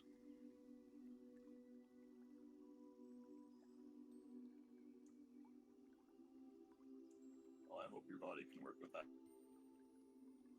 Oh, I've seen plenty of bodies work these days without having a soul or, you know, any reason for moving or doing anything at all. Hopefully, you'll have more functionality than like a table that taps the speed every now and then. I mean, I think that was pretty cool. You might be able to train it to, like, tap dance or do Morse code or something sick. Just teach it shaving a haircut, and you've won. Business complete. I love Just capitalism. retire the character at that point. Emic the barber. With his undulating chairs. Jesus Christ, you Zamisi loving fucks. Oh, hey, what's up, Kevin? Oh, hi. All right. We are back, as I have deleted the be right back sign. So, Mama Mundi kind of, she closes her eyes, and after, I mean, literally just a couple of moments, she begins to fall asleep.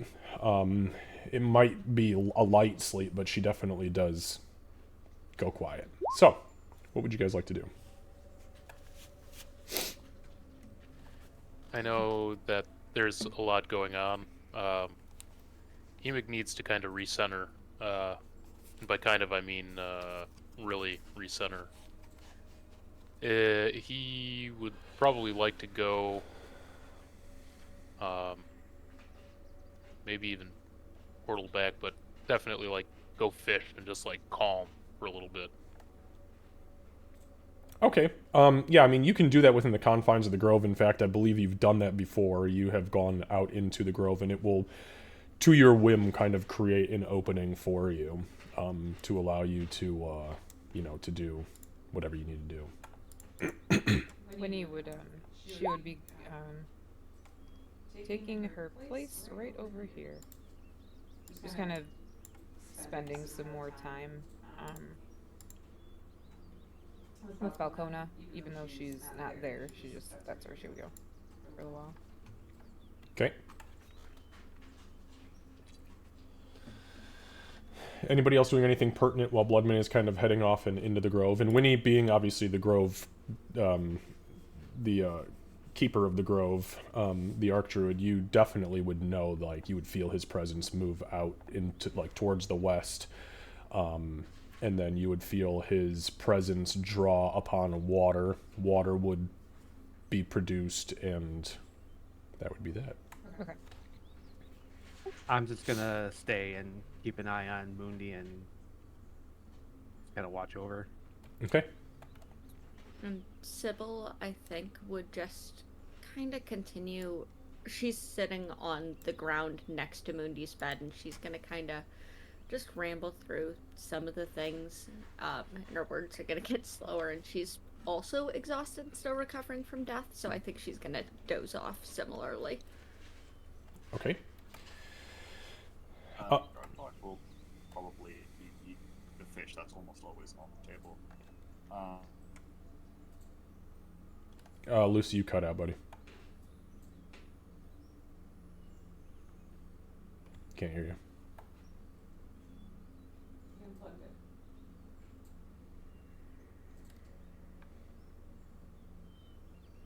Hello? Better now? There we go. Gotcha. Yep. Okay, I figured out what it was. I need to move my mic cable because my leg's right against it. But I was gonna say, Gartok eats the fish that's almost always on the table. And then I'd like to think that he always has some kind of bone next to his bed. Or like a bunch of them, to be honest. And he's gonna probably take one of those, and he understands that not everyone likes that he has bones, as Winnie has probably told him a couple times. But he will, so he'll go sit somewhere, I'm not sure where yet, and probably where he made his practice targets, and carve into the bone. Okay. Is there anything in particular he's trying to carve into it, or is he whittling it, or? I guess it's more whittling, because he's taking like a small piece of bone and he's trying to craft, make like the draconic symbol, I guess, of his tribe to be like for protection. Okay, understood. Okay, cool. Yeah. So so you said you're gonna go down and do that like in the area where you were doing like target practice. Yeah, so I'll be like down here by this Okay. mushroom and these bushes. Sounds good. Beautiful. Over the course of the next probably like 30 minutes or so, as everybody kind of separates, Yin kind of you guys would hear him talking to the remaining of his people, and they kind of agree to go and let you guys be and to go discuss their next moves and their next, you know, everything they need to do at this point. So they kind of they do exit and leave you guys to your devices.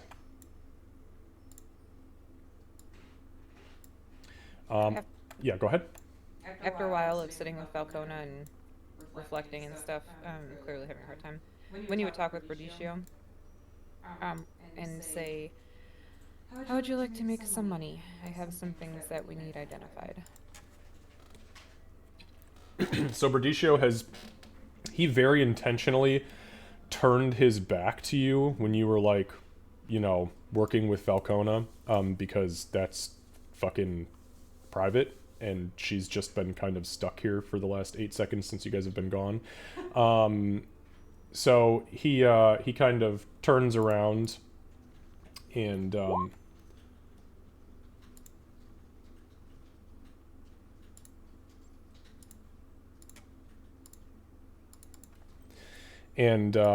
so he turns around and he, at the sound of money, you hear a couple of coins drop, and he turns around and goes, "It's okay, Beleta. No problem. Just pick them up and polish them off again. You said something about making the money."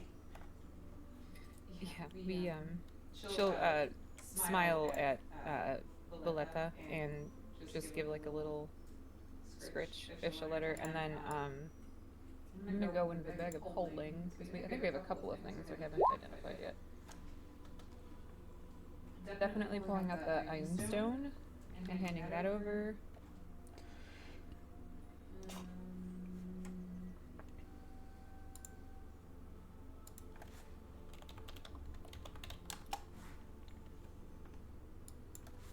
I feel like we had something else. The gloves from earlier. I guess I'll pull out the little Doberman statue too to see if it's magical. And just to confirm that I'm correct, also the crystal ball. Okay. Okay, so the Iron Stone, the Crystal Ball, the statuette, and then the gloves. Okay. Anything else? I'm looking.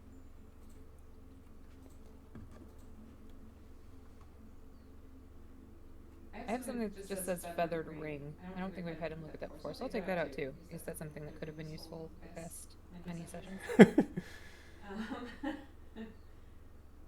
I think that's it, because we handled the scrolls. Yeah, I don't see anything else that appears to be unidentified. Okay. So he takes the items and he lays them out on the table, and he starts digging through one of the bags, and he says, well, obviously we will start with a detect magic, because we don't want to waste any other resources if we don't need them. Absolutely. He pulls out a small wand, and he flips a little switch on it, and as he hovers it over, every item on the table glows. I need to know what the dog is.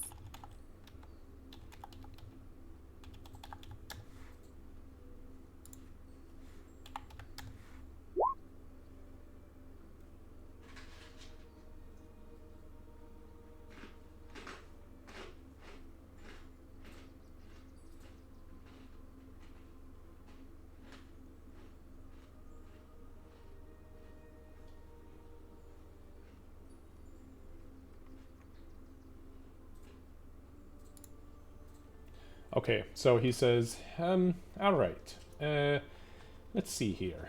And then he pulls out another wand, and he kind of looks at the side of it. I think we got enough left in this to juice these items for you.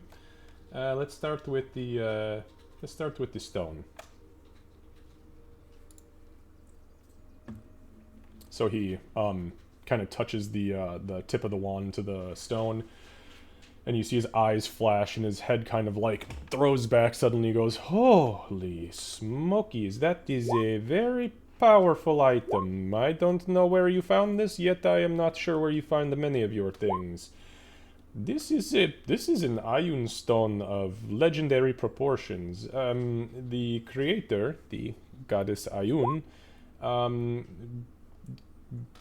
imparted this upon one of her priests from many, many centuries ago. I'm not entirely sure who that was, as the figure is kind of shrouded in the vision, but I definitely see it flying above their head. It is called the Ayun Stone of Mastery.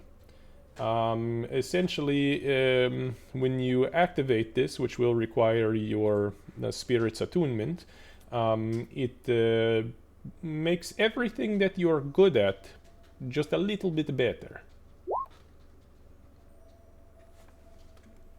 She'll nod. Okay. So that's a cool one. Yeah, that's a really cool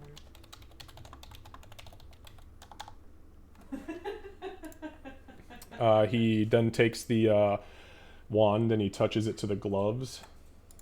They're not. He doesn't have quite the effect, but the gloves do flash. And he says, "Oh, these are interesting. These are called the gloves of missile snaring. This is it's not common by any means, but it is not legendary like the stone. Essentially, these impart upon you the ability to catch things that are hurled at you, intending to harm you, like sling bullets or javelins or arrows, crossbow bolts." Yes, that's pretty much all there is to that. They're very interesting. I've seen somebody do that before, actually. Okay, great.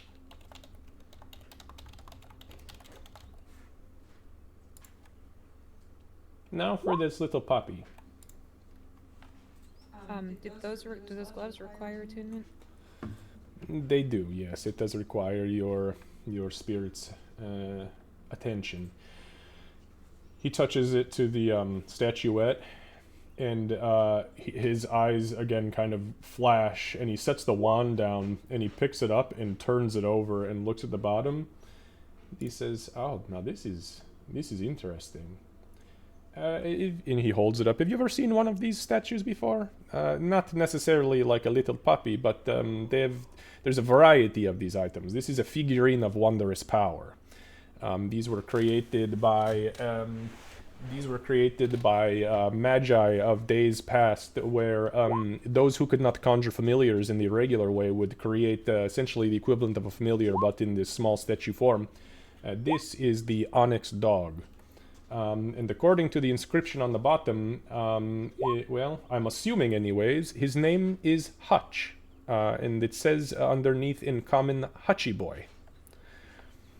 Essentially, this does not require attunement, but when you call upon the power of this, the statuette will animate, and the dog will be at your command. Winnie looks very fondly at the statuette and nods. That's wonderful. Yes, it is very interesting.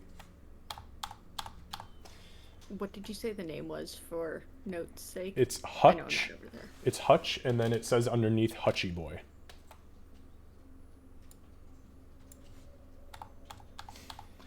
Now for the ball. He touches it.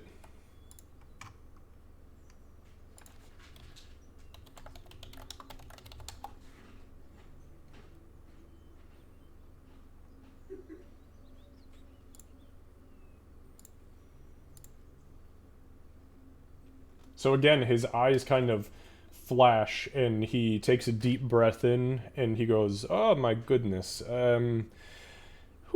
Another item of legendary proportions. This item. Give me one moment. I'm getting a name. The name is flowing into me. I'm trying to decipher it from the ancient languages of days gone by. One moment, please. Yes, I can see it now. This is the crystal ball used by a great oracle of days gone by from the Empyrean Empire, whose name was Feldurin Ghostwick. This is not just an ordinary crystal ball, however. This is one of legendary proportions. This is a one-of-a-kind thing as far as I am aware. It is the crystal ball of telepathy. It does require your body to, or your spirit to attune to it. However, it does have the regular ability to be used as a focus for the scrying spell. However, you can innately, through this item, cast the scrying spell for free. On top of that, when you are attuned to it, you can communicate telepathically with any creature you see within your scrying sensor, within 30 feet of you. So not only can you scry upon a creature, but you can speak to it, so long as your sensor remains within about 30 feet of it. More than that, this crystal ball allows the sensor to communicate telepathically with a creature, and you can perform the suggestion incantation on said creature through the sensor. Wow, okay. I'm glad Gartok was willing to reach into that chest. Into what chest? The chest where these items came from. Oh. You said, though, that he was willing. Is there some reason he would be unwilling, or somebody else would be unwilling? Well, you know how we see and do and encounter and bring a lot of weird things? Yes, of course. This is the weirdest. Oh, Saying something. okay. It was made of... She starts to like gag as she's trying to say it. It was made of... It was made of flesh. He glances down at Boletta. And it had a tongue in it. Oh! Okay, that is definitely information I wish was wiped from my memory. Maybe I will rewrite my own memory in a little bit here. It'll only bind us further. Lovely. Yes. Enjoy your crystal ball of telepathy from your flesh chest. let's never use those two words in that order again. Agreed. Agreed. Yeah. The ring. He touches it to the ring. This is a very simple but very common item. This is a ring of feather falling. It allows you, if you have it equipped, if you find yourself plummeting to your untimely death, to activate it and perform the feather fall incantation from it, which will hopefully reduce the damage you take when you would otherwise meet your untimely end from a fall. Yeah, I know exactly who needs this. I kept it straight as long as I could. Well, I think that wraps up everything I have here. We will say that I do this for you pro bono. This is free of charge, these ones. Thank you. She still reaches into the bag and takes out 2 gold and puts them down for Valletta. I don't want her to feel like she got gypped. Boletta looks up and grabs the coins, and she begins to lick them and polish them on her skin. It is very nice of you. Yes. Is there anything else I can do for you? I don't think so. I know we've purchased a lot of things and your items have depleted. I'm hoping that we'll be able to resolve everything soon so you can travel the world and find more wonders to sell. I hope so too. This place is very nice. If I could, live here forever and travel via your gate to the plains and find things, that may be nice too. This place is, comforting. Good. Oh, that reminds me, by the way. Oh boy. I met your dragon, Lyundrasil, I believe was her name. Yes. She's very nice. Though I may have made a small mess in my pants, as I was not expecting her to squeeze her way through the door earlier when she came to visit Falcona. But I have rectified that situation. I'm clean pants now. I have multiple pairs. But I will need some source of water to clean the soiled nature of my brown trousers. They were white when I put them on, by the way. Sure, not a problem. I could actually just make one appear right there, couldn't I? You could. Maybe just do like a tiny pool of water, just over here so he has some privacy. Yeah, so the water kind of pools up and he's like, oh, you're okay if I just clean my dirty underwear in here? That's fine with you? It'll go away. Oh, okay. Yes, no, it's fertilizer. Okay, no problem. Yes, we'll do that. Anything else? Thank you. No, I'm glad that you're able to meet Umbrasil. Umbrasil? Isn't that what you said? Lyundrasil? Lyundrasil, thank you. Umbrasil is from the Critical Role world. Oh, That is the what I angry mean. black dragon. Now, we don't play that game here. Lyandrasil. I should have scrolled up in my notes. But I'm glad that you're able to meet Lyandrasil. How, when she visited Falcona, did you do anything or just kind of sit or? She wept for quite some time. I comforted her as best as I could, but she assured me she simply needed time to grieve the loss of such a powerful creature. And then she left. Left here or? Yes, she squeezed back through the door. Can I sense her in the grove? Yeah, you can sense her. You can actually sense her very near where Bloodmane is. Okay. Thank you, Berdicio. Not just for that, and not for identifying these for free, but for everything. Well, you are welcome. To be fair, if I would have known that our contract would have taken me on such wild adventures, I may not have strong-armed you so intensely into it. But I'm glad I did. This is, if nothing else, life experience for myself and Baleta. Yeah, I'm glad you did too. Okay. She'll gather up everything. I'm not gonna just leave it on the table. Keeping the figurine in my hand, I'm gonna go ahead and I'm gonna step out. I want to start to head toward where Liondrasil and like the direction that her and Emig are. Okay, so you are in the process of heading that way. Let's go ahead and jump over then to Bloodmane. Bloodmane, you get to the spot where you had kind of had the pool created initially. Actually, it was on the prime material that you did this, but it's in the same respective area of the grove. As you come into the clearing, you see the ground kind of shifts and sinks inward, kind of to your command, and water fills it. And you see a couple of splashes inside, and you realize that it is populated with fish.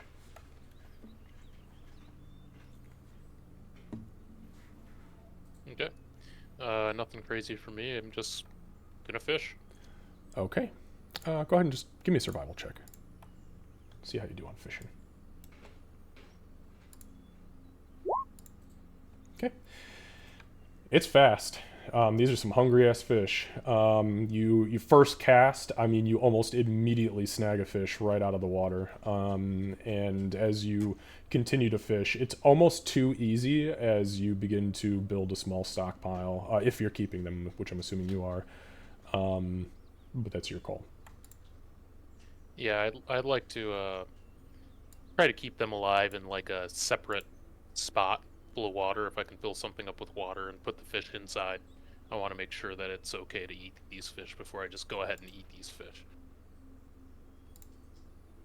Okay. Easy enough to do. About 10-15 minutes go by while you're doing that, and the grove kind of splits open behind you, and as you glance over your shoulder, you see Winnie approaching.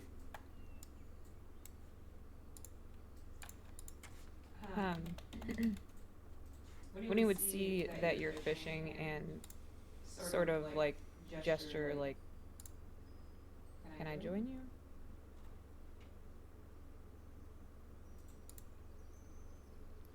Bloodmane nods. She'd come sit down and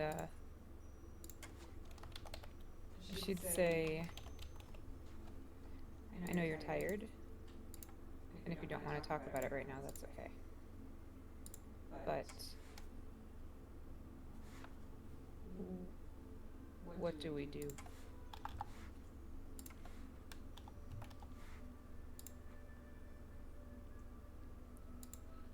When Mama Mundi is ready for a conversation, I'll speak to her about this privately. We wished away slavery and the evil that slavery brings. I will never, ever consent for any reason to enslave another person, make them do something against their will. What happens with Mama Mundi and my patron is up to Mama Mundi herself. We have brought her back. Everything else is up to her, and I'm prepared to face whatever consequences that may or may not have for me.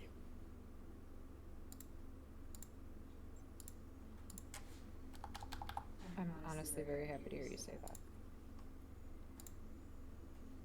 If the worst does happen, and he does take your powers from you, assuming everyone else in the group is okay with it, I might have something to help a little bit. And I'll take out that Iron Stone. As long as everyone else is okay with it, it makes you a little bit better at everything you're already good at. So if he does strip you of powers, we can hone in on what you've always been very good at and make it even better. Killing? Leading. That could I be guess. useful. Are these fish okay to eat? Or do you prefer keeping them in their habitat? He's got like a bucket of 6 of them. Have any of them asked you not to eat them? I think all animals might try to ask, but we aren't always equipped to hear them. Very wise, Emig. They're fine to eat. The grove provides what's needed. And if you're not supposed to eat it, it will tell you. Or it will poison you. Wouldn't be the first time. Can I ask you another question after this one? I suppose you will either way. You're not wrong. Is it okay that I brought you back?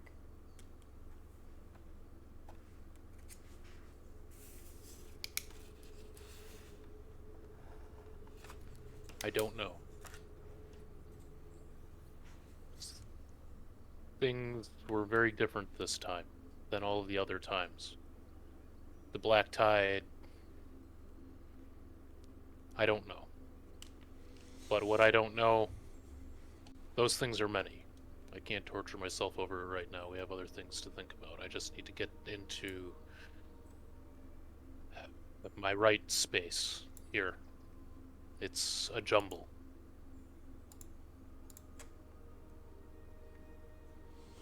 She'll nod and sit for another second and then stand up and give him a couple pats on the shoulder and say in giant, "We all row." We all row. She'll give a little squeeze and then leave him to his fishing in the grove. Okay. So Winnie, you head back to the heart of the grove, the central portion of the grove. Yeah, am I able to find Leandra still? That was the other part of it. I don't want to take up all the time, so we can do it after. No, she's nearby. She's in another small section, probably about 100 yards from where Bloodmane is, but would never know that because of how dense the forestry is. But you do you enter the clearing, and Lion Jasil is kind of sitting almost like a dog, kind of like a dog in a seated position, and she's kind of just like looking up into the skies of the Feywild, and she sees you enter, and she kind of turns her head. She nods. She says, "Archdruid?" She'll start to approach her and say, "May I sit with you?" "It is your grove, Archdruid. 'Tis not mine. You are free to do as you wish."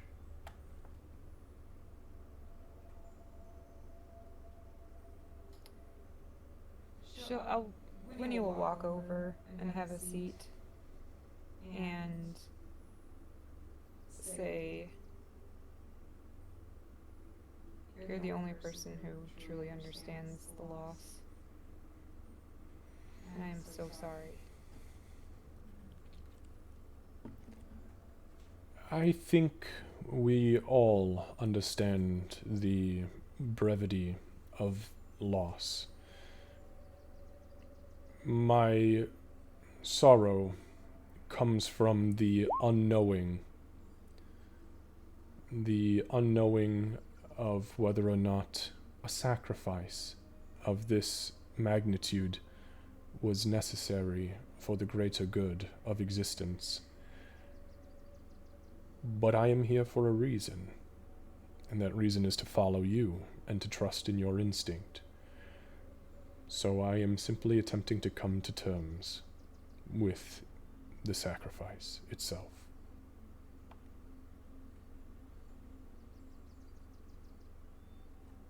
I don't disagree that the others are mourning or feel the loss. I more meant the connection we both had to her.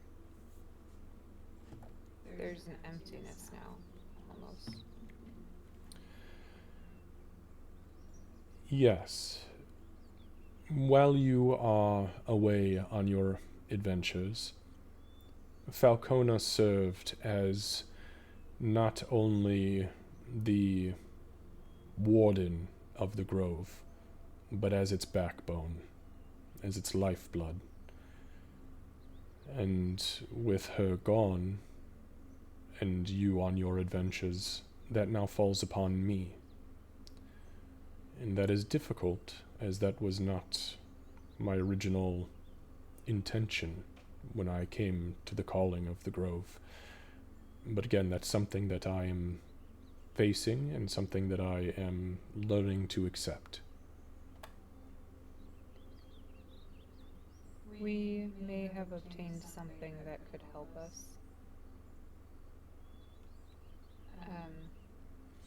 There's possibly a step in between before we go that route.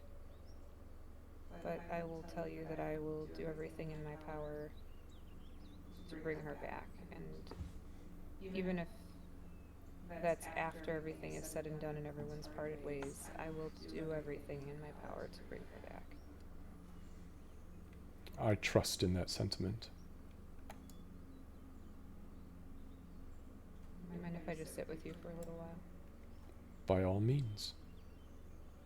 And as you sit, her eyes kind of go back up to the sky, and she just begins to kind of watch the auroras kind of drift and fade and materialize above you in the sky. Yeah, when he would look up and watch too, just in silence. Okay.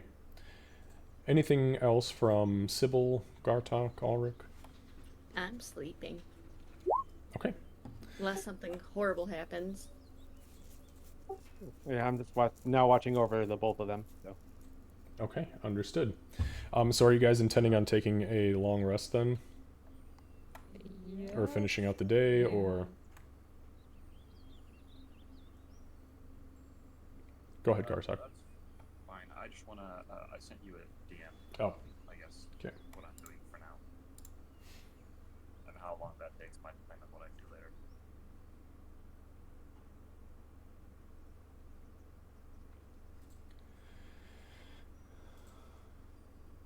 That's suspicious. Okay, so go ahead and give me a nature check.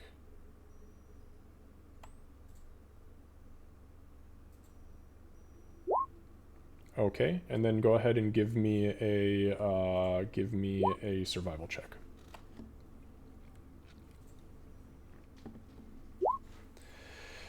Okay, so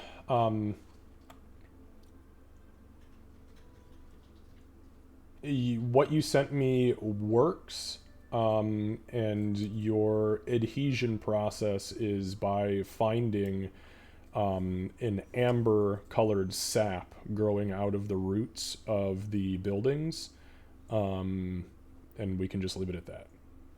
But it does take and harden kind of as quick as resin.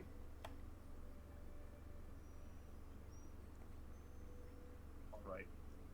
I think I'm just gonna, if I have any spare bowstring around, or if not, I'll go ask. We'll look for Winnie. I don't know if I'll find her. Because she has everything. And then I want to kind of see if I can fashion it. Okay, yeah, that's easy enough to do, and we can sake of brevity that as well. But yeah, you can easily fashion that into like a small necklace. I think that's it for now. Okay.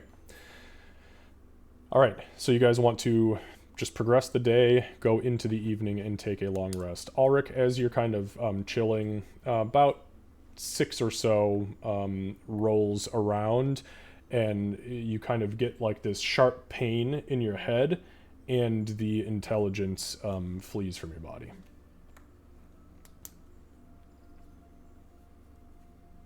You couldn't stop thinking about like arcane equations, and then suddenly it just goes quiet, and you're like, oh. It was nice while it lasted. That's what it's like to be a wizard, huh?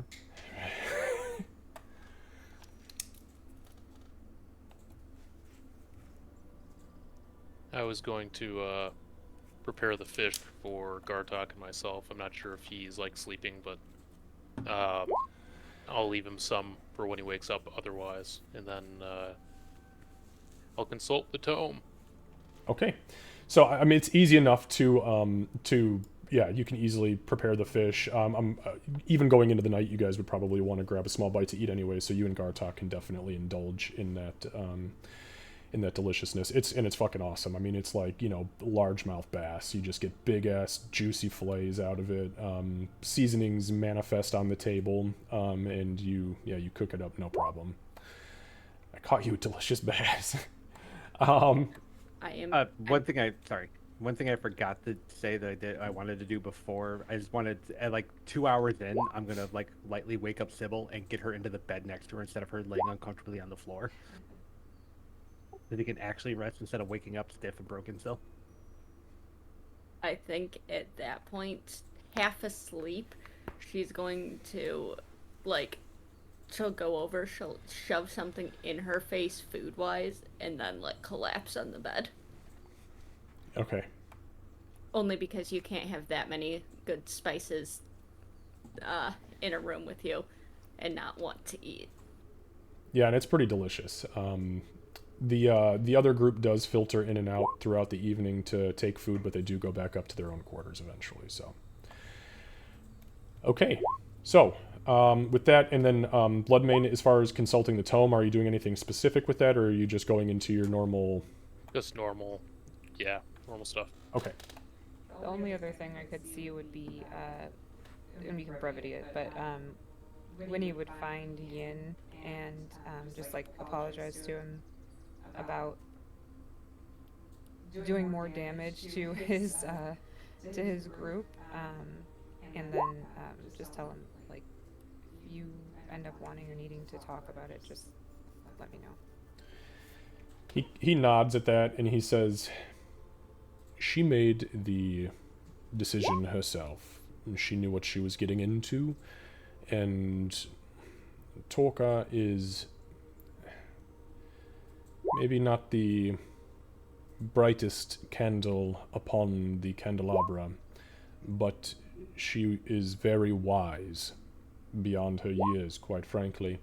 So I trust in her decision, but we will take our time to grieve. But I thank you. Of course. If I can do anything to help with the memorial or something, let me know. He nods to that and kind of goes back to the remainder of his group.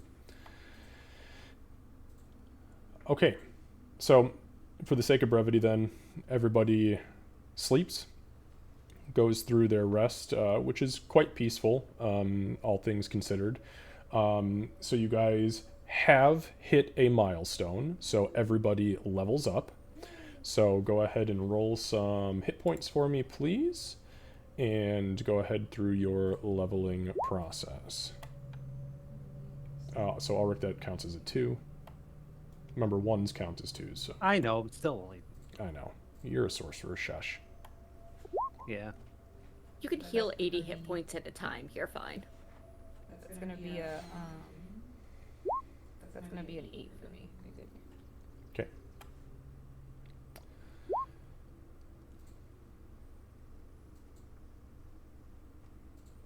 Damn, Sybil eating up them fucking triple digits. I need them. I know. Can't breathe half the time. That's fair. Well, that's by choice. Yeah, but then there's poison gas, and I remember why I don't like to breathe. That's fair.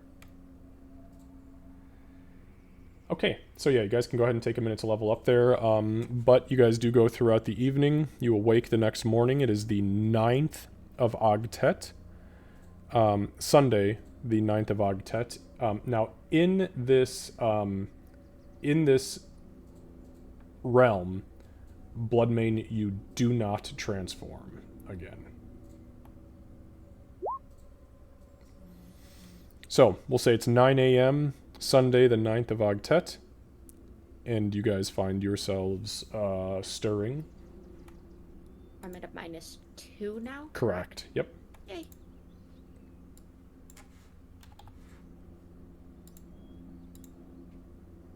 Don't forget to adjust your tokens, peoples.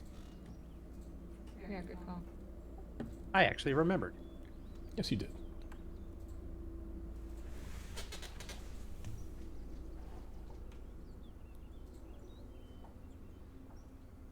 Okay, yeah, so in the morning, Winnie would go visit Falcona, and then come back and just make sure that food's ready for everybody. All kinds of food on the table. Okay. So when you guys awake in the morning, Mama Mundi is awake, and she, you guys kind of wake up to her. She is clapping the hand symbols, and she is whispering this incantation, and you see it magically stitching her clothes back together.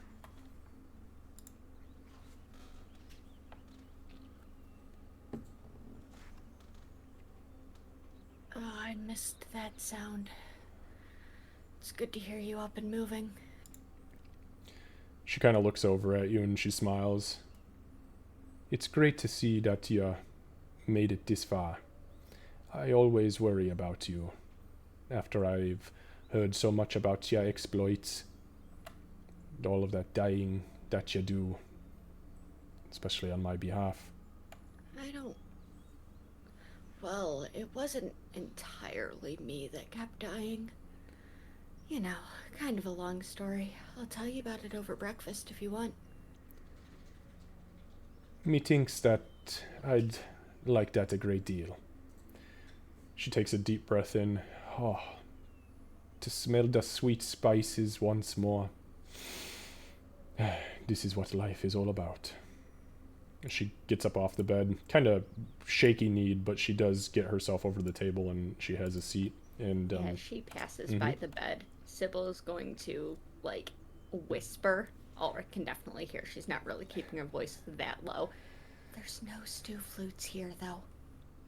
She kind of stops and turns around wide-eyed. Well, we may need to do something about that. And then Sybil will also go and sit at the table. But there is plenty of coffee. Now that is something I can get on board with. Am I taking out 4 charges? Is that what we're doing? Okay. I'm gonna roll for the staff real quick for charges. That's okay to do right now. Yeah, please, please.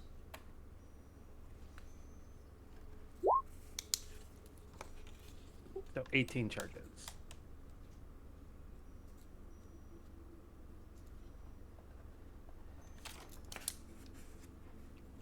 All right.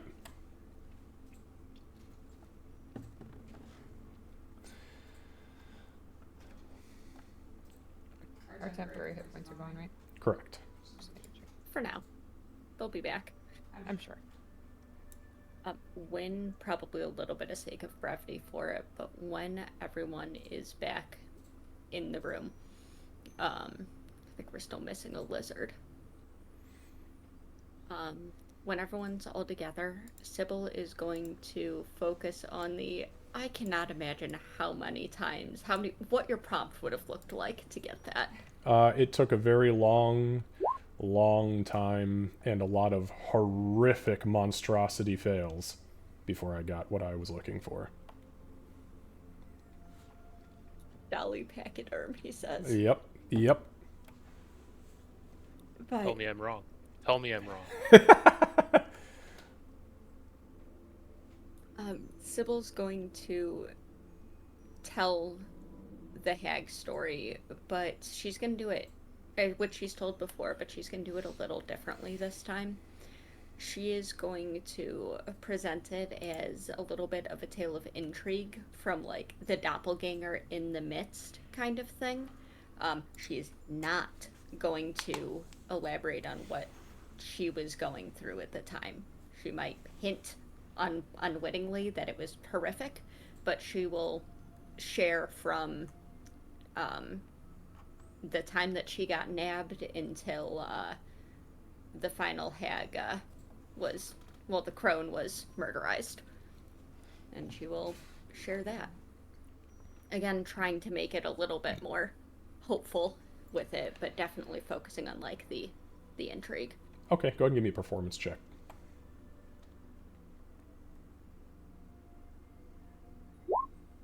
22. Yeah, it's a flawless story. No hiccups, and everything that you elaborate on is just as good as it always is. And you seem to catch Mundi's attention pretty intensely. That will be. Sorry, I'm trying to figure out how many hit points it is now. 19 for everyone.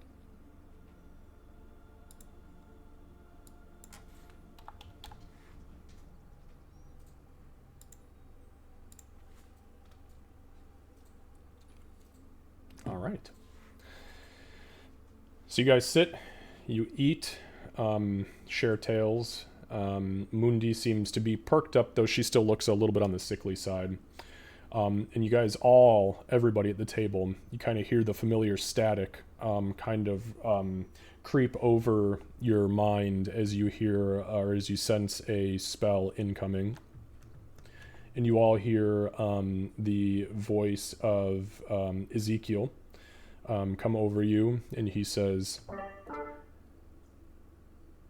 "Good morning or good evening, depending on what plane of existence you currently reside. I wanted to let you know that the Demon Springs has fallen to the World Breaker. It appears their armies have now turned towards the west and are preparing to move upon Zlagmoshambik. Be well." And the spell.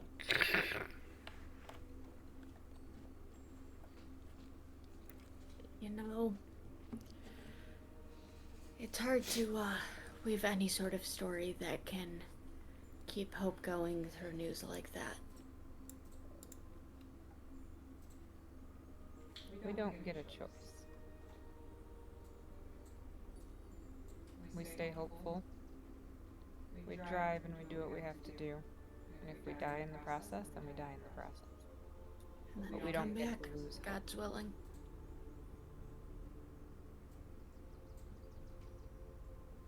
I think that we have a conversation or two to have. Let's eat first, and then we can talk about business.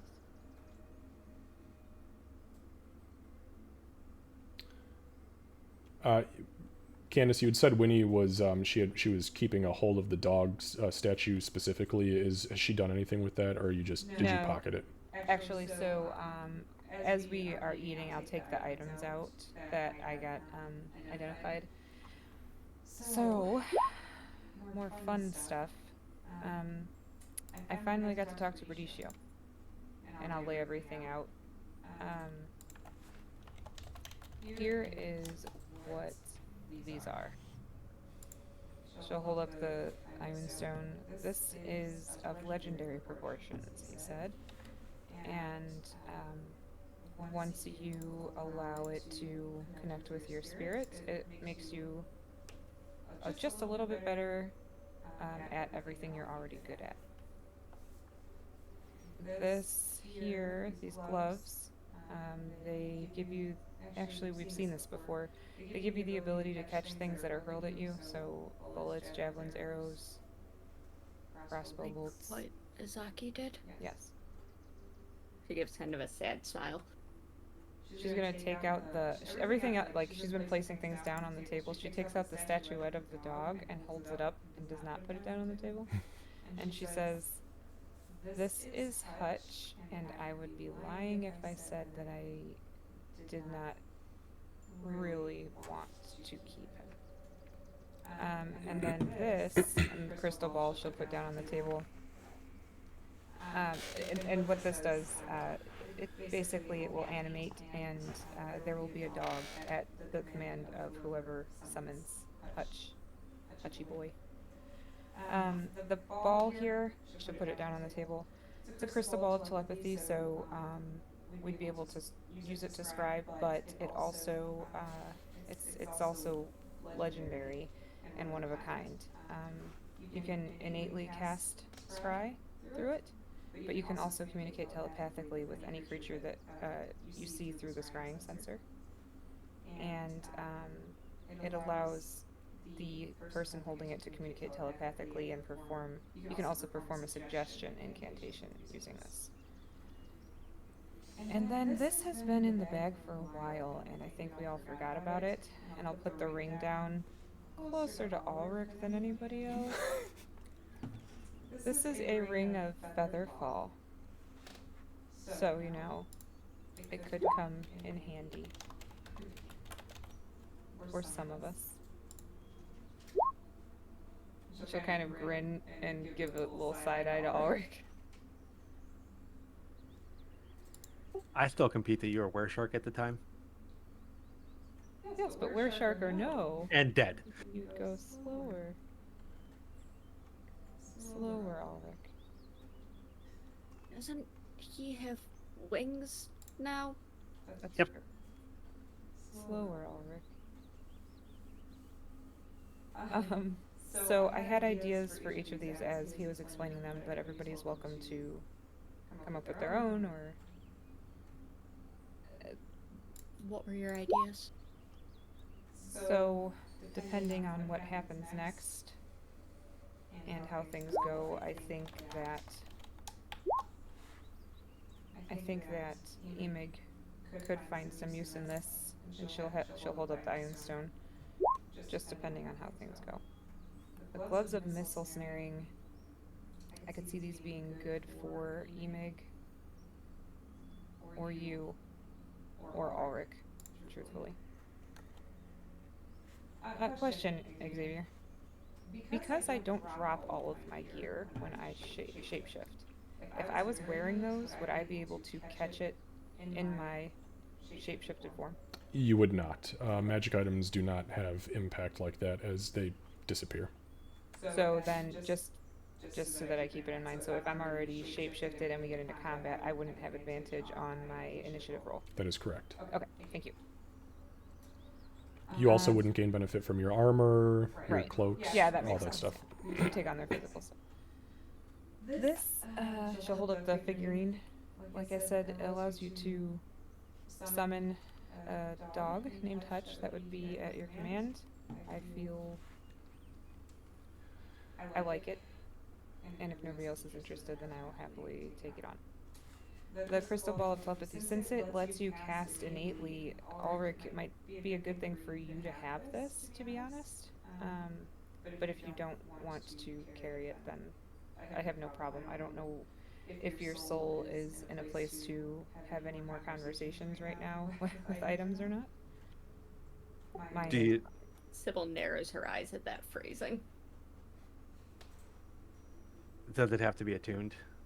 Yeah, that one does. Yeah, I'm pretty up.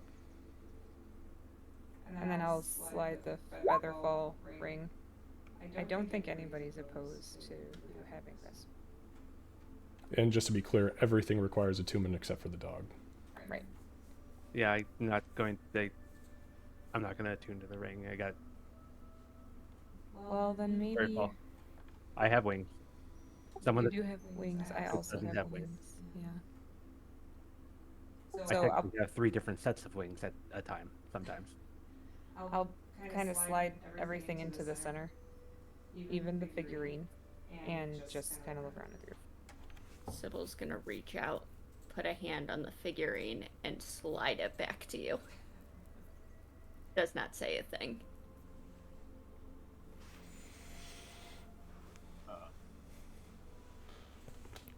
Yeah, after the last fight, with the first fight with the bone timing, not the second one, Gartok's gonna stare at like the gloves and missile snaring and stare like at Sybil and Bloodmane, whom he shot.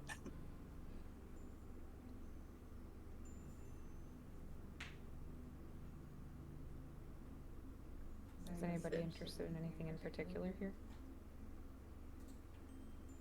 I can't make use of much of this. Not in my current state.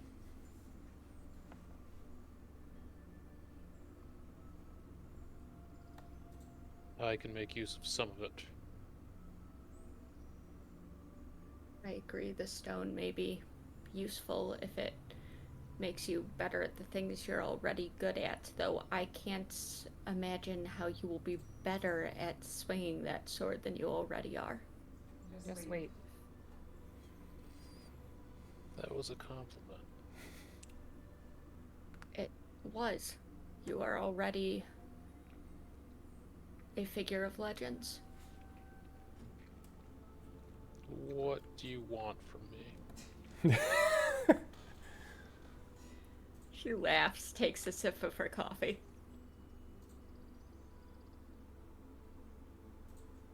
does not answer the question.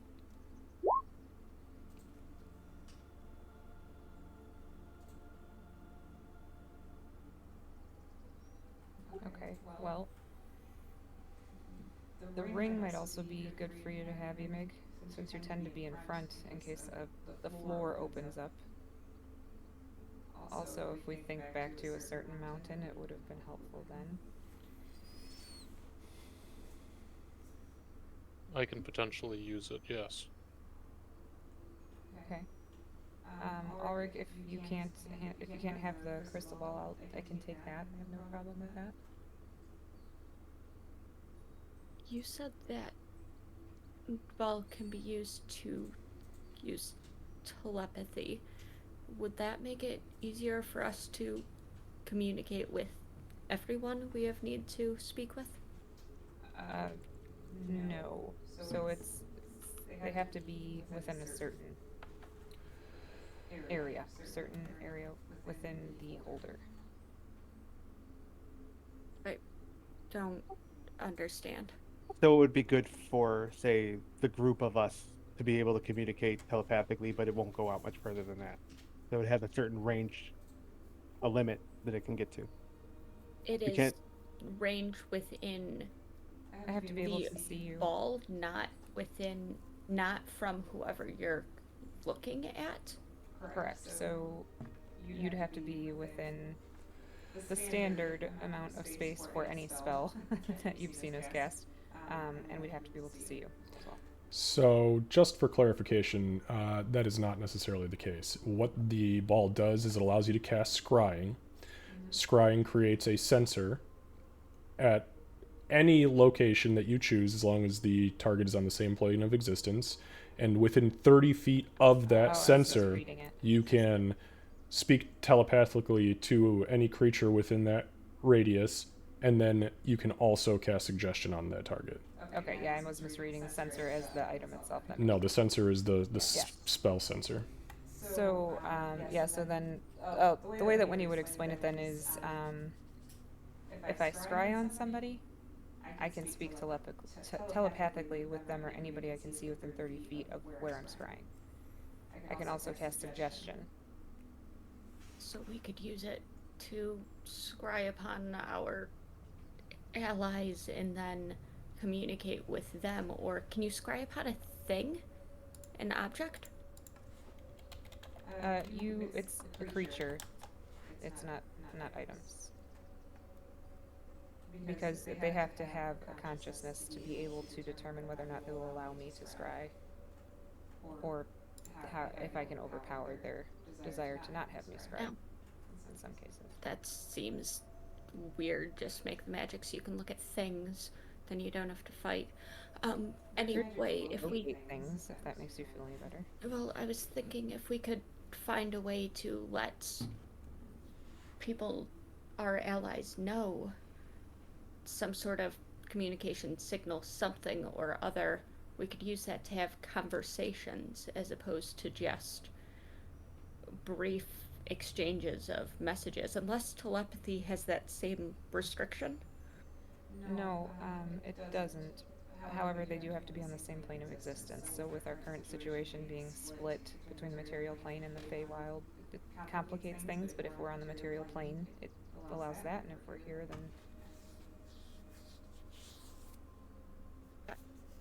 Okay. They also can't have anything on them that prevents scrying or telepathy, I guess, in order for it to work. Hell's at that point you set up someone to act as a courier, so to speak, someone who is near them, that we scry upon that person, they go and speak to the leaders as needed. I'd have to know that they were there, but yeah, we could do Something to establish at some point, if Ulrich has the ability to tie himself to it, or someone else.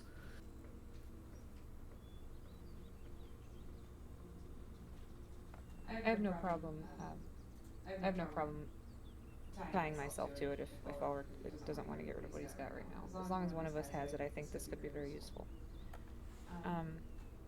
The other items, So the stone and the ring, I believe, are accounted for.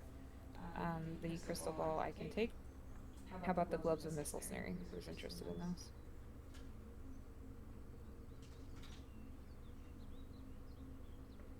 Gartok, in case someone shoots back.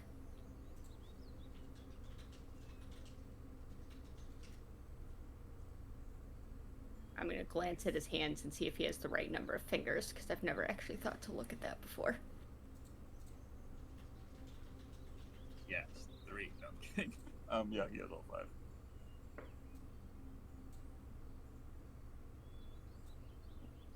If no one else wants. Was he super delayed just now? Did that come through? Yeah. Or was that too far away?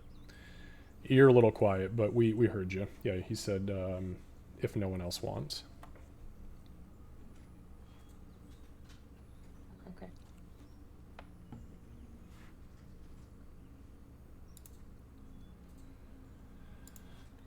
Okay, and then the figurine, Winnie kind of looks around, and since it's been kind of shoved closer to her, she'll slide it the rest of the way on the table toward her. And give it a little pet. It is not the question. Hutch was meant to be your companion. I appreciate that. However, if you summon Hutch and he starts breathing fire and looking at us with demon eyes, we may need to revisit this conversation. Oh, we will. Yeah.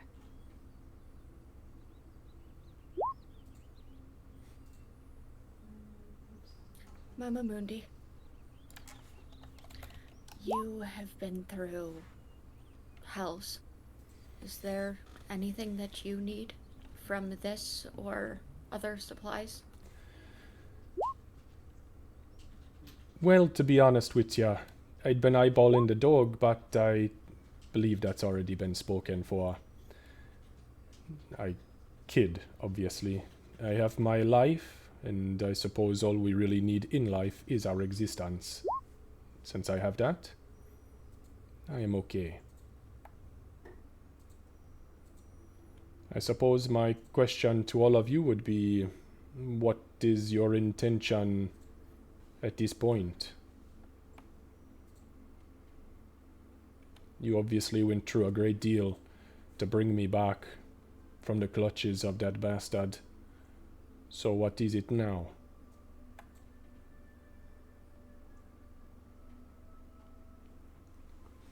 Winnie's gonna look over toward Emig. Emig had picked up the ring and the stone and was kind of not paying a lot of attention to what was going on around him, so much as he was just kind of almost lost in these baubles, these trinkets. Yeah, and they kind of call out to you. It'll take a short rest to attune to them, but you can do both in one shot whenever you're ready for that. And just to be clear, that's an Ioun Stone of Mastery and a Ring of Feather Falling. Gloves of Missile Snaring is the actual name of the gloves for you, and then the Crystal Ball of Telepathy. And then obviously it's a Figurine of Wondrous Power Onyx Dog. Okay, thank you.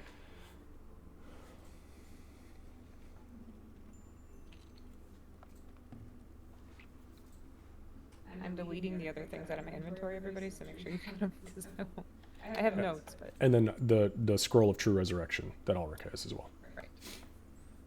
Actually, it's in the bag of holding. Yeah, that's Okay, in the back. Yep, fair enough. Touche. That'd be Not would at be that point in time. Yeah, that'd be a dangerous thing to just leave lying on somebody's belt.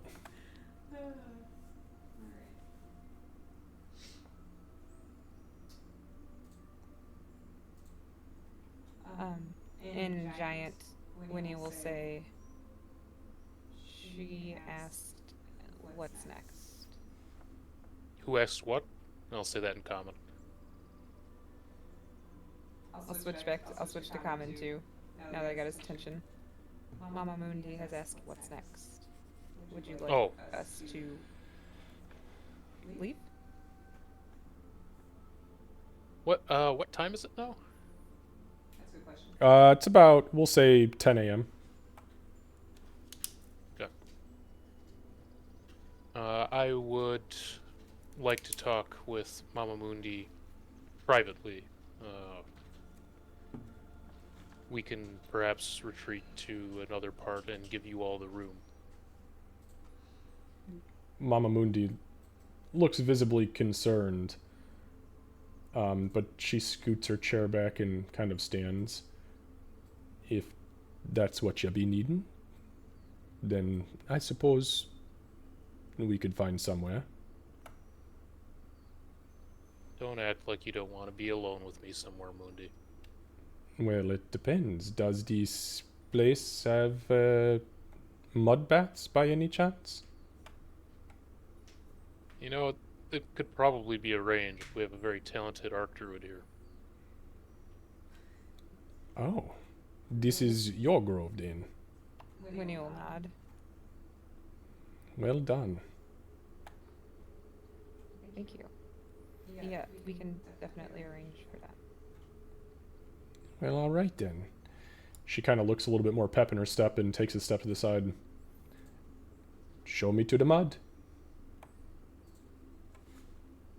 Yeah, so Winnie would create mud baths, whether begrudgingly or not, nobody knows, for Emig and Mama Mundi to go enjoy. I think we all know.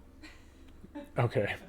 So Mundi then gets up and she leaves, and it's easy enough to, just kind of revisualize where you're going to go and where the mud baths will kind of appear. As they are leaving and walking off, is anybody else doing anything? I honestly feel like Winnie would want to summon Hutch at some point, but maybe not indoors. So after we eat, then maybe I'll go outside. Okay. We can... I think Winnie can also take another charge of coffee off the sheet. The first downtime morning we've had in a little bit. Okay, so Winnie, you step outside. Yeah, so I step outside and... I'm gonna look at the item really quick, because I didn't have Josa. Kevin did. Oh, Josa. If this dog starts screaming, we're getting it a lightning weapon like we did Josa. So I'm going to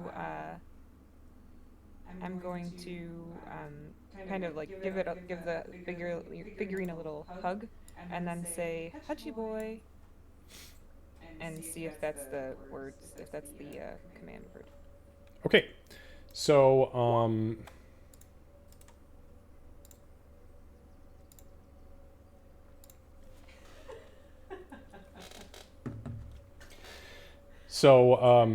you say "Hutchy boy," and the figurine begins to tremble underneath your hand, and you kind of like instinctually toss it onto the ground, and it grows immediately into this, medium-sized Doberman that is kind of this translucent, almost emerald green, and it fully materializes and manipulates, and the dog turns around in a circle a few times, looks around, sits down and looks up at you.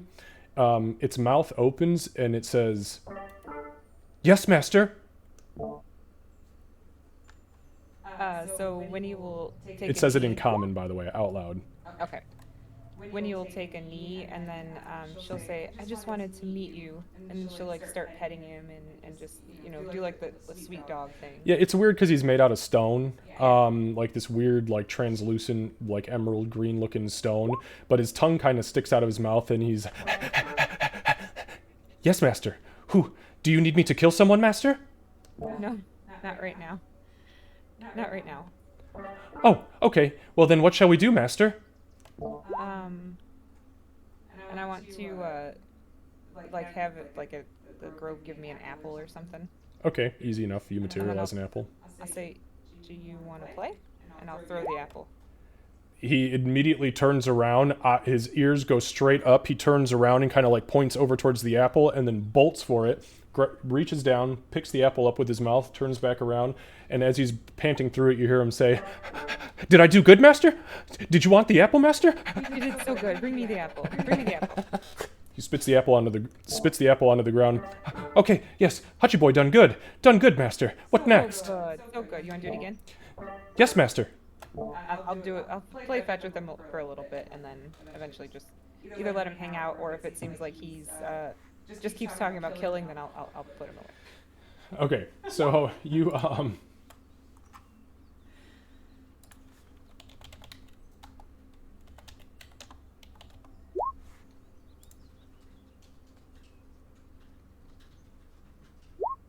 We have a party new best friend.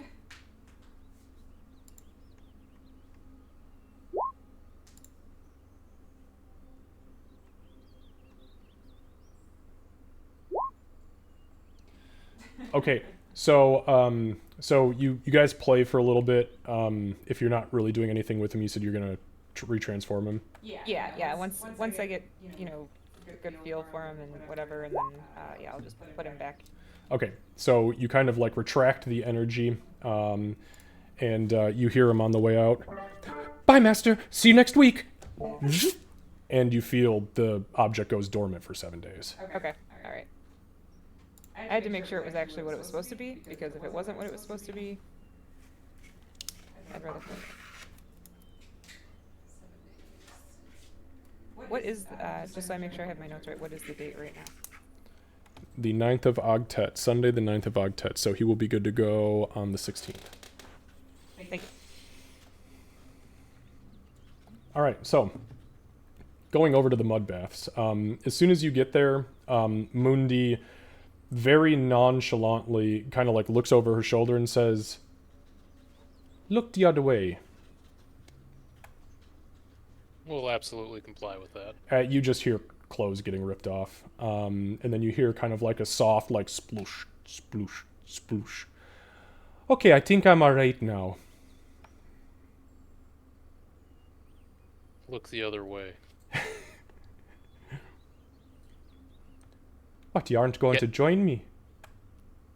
Getting it. Okay. I will obviously. Hopefully she's not staring at me, but I'll get it also. I just need to disrobe. Yeah, she's not like staring at you. Like as you start to get in, you see her eyes kind of like glance over quickly once, and then she kind of like looks up until you're fully submerged, and she goes, and she is completely disrobed, but up to her neck in the mud, and she's just kind of like leaning back with her head on the soft moss behind her.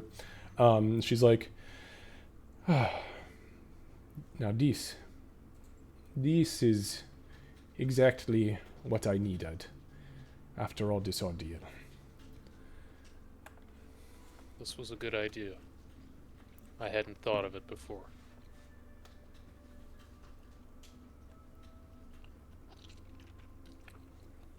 Bloodmane's just gonna kind of sit there and chill for a few minutes.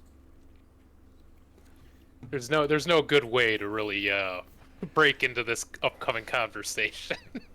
So she stays quiet, but a good 5 minutes goes by, and she finally opens her mouth and she goes, "So all of this privacy was necessary for you to tell me what your intentions are for you and your group?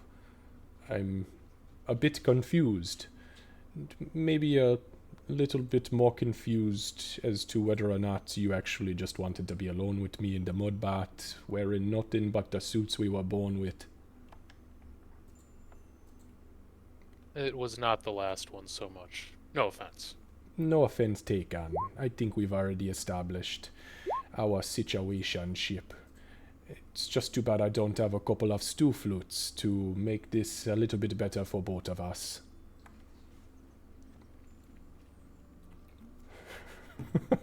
Oh man. Stew flutes would really turn this party into a rager.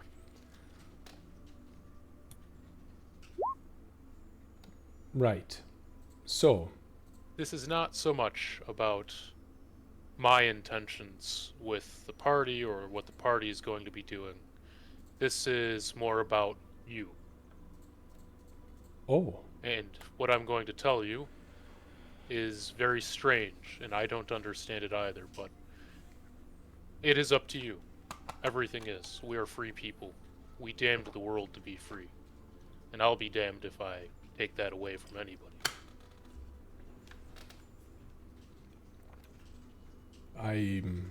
Listening. I have a patron. It is how I get my powers, and I'm able to, some degree, control what I am. My shark. I learned from it. It taught me many things. But all patrons require services. And you've been referred to as its muse. Does that make any sense to you whatsoever? Well, throughout the years I've been called many a man's muse, but here I am, a free woman. So no, I don't believe I've ever had somebody's patron, well, may have had a patron or two along the way, attempt to muse me, but again, here I am. Can you be more specific? I'm assuming you mean you've made a dark pact with something beyond our realm, maybe?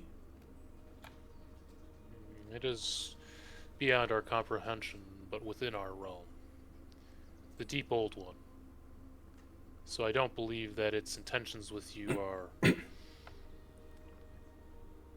from a standpoint of a man or woman so much. Like patrons that perhaps may have wanted you as their muse or called you a muse. I feel it is much different than that. You're a siren. I'm a siren.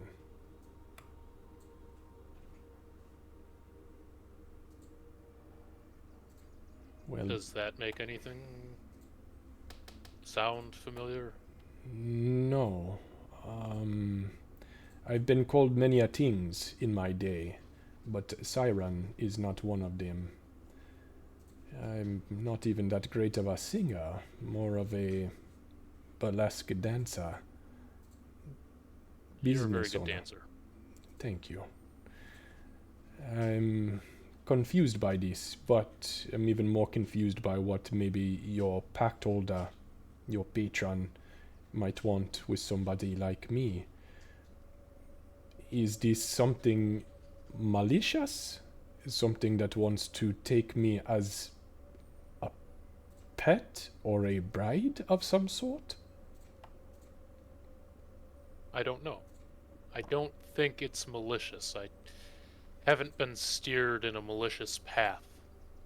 In fact, I've only gained more control and mastery over things I would never have had the chance to before. But it sounded very possessive when it spoke of you, and I will be honest with you about everything, because this is ultimately your choice. It wanted me to deliver you to it. I will not simply deliver you. You are not goods, you're not cattle, as the Empyrean may have wished us to be. I think that it means, however, that it wants me to take you to the sea. After that, I really do not know, and even if I asked, I'm not sure if I would get an answer that would really explain what is going to happen if I do this thing, if you choose to do this thing.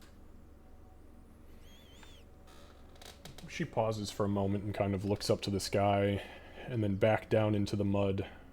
And she just takes a handful of the mud and kind of just like pours it over her face and she wipes it off.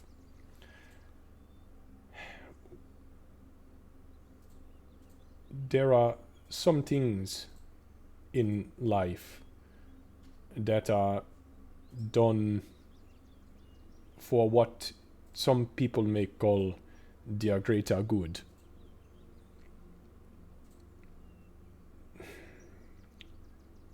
And I think I understand where maybe you are coming from as far as this concern is.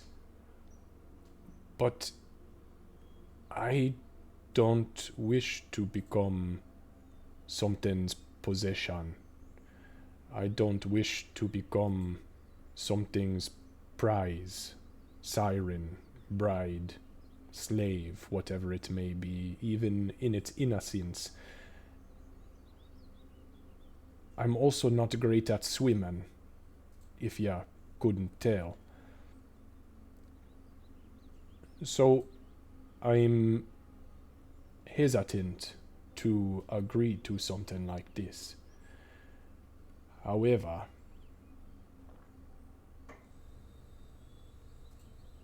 I understand how a pact may work with something from beyond our realm of comprehension. And that makes me want to know from you, what do you risk losing if you do not adhere to your patron's request? The more obvious things are my powers, and I will still probably have the coils of copper ring around my fingers, and I'll speak to her telepathically. That way I'll do the whispering. Mm-hmm. So, something simple like this, essentially a party trick, to me being able to create mirror images of myself. I don't know if I would lose control over my form, as those are lessons I've learned over time, but it is possible.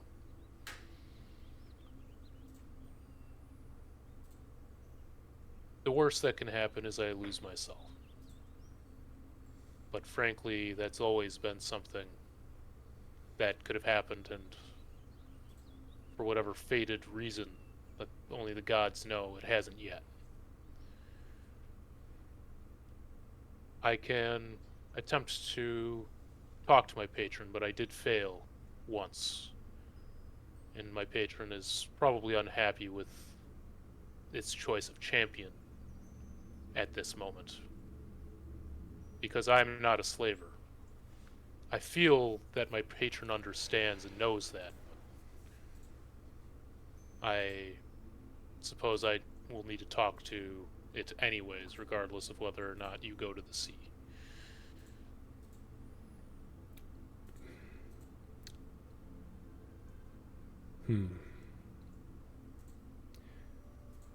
Let me ask you this question. If I were to have approached you after a difficult resurrection and brought you to a secluded part of an Archdruid's grove to indulge in a mud bath, and then asked of you the same thing, Emig, I am in need of you to come to DC with me and become my patron's muse, prize. I need it to happen, or I may lose everything that creates part of my existence. What would you say to me? I would say that that situation is different than this one. Because in this, I'm not afraid of losing what I've gained. You are more important than my powers. Everybody is more important than my powers. They're a means to an end. They're to bring, ultimately, peace, or try to bring peace to this land that's been tortured by slavery and then a lack of organization. I don't care about the powers. Honestly, not important compared to everything else. That is a fair point.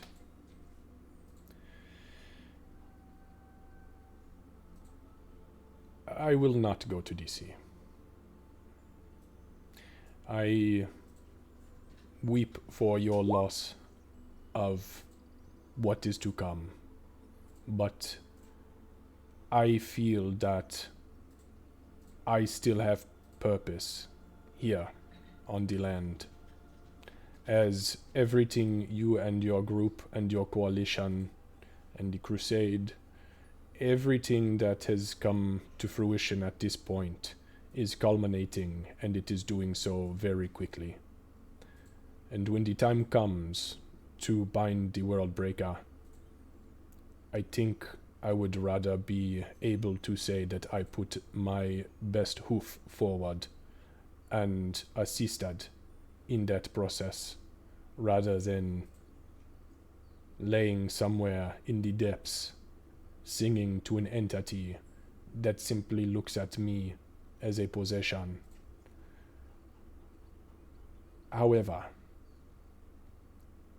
if you are to lose something great because of my decision, I only ask that you promise me, when the time comes for the final showdown with this bastard, the World Breaker,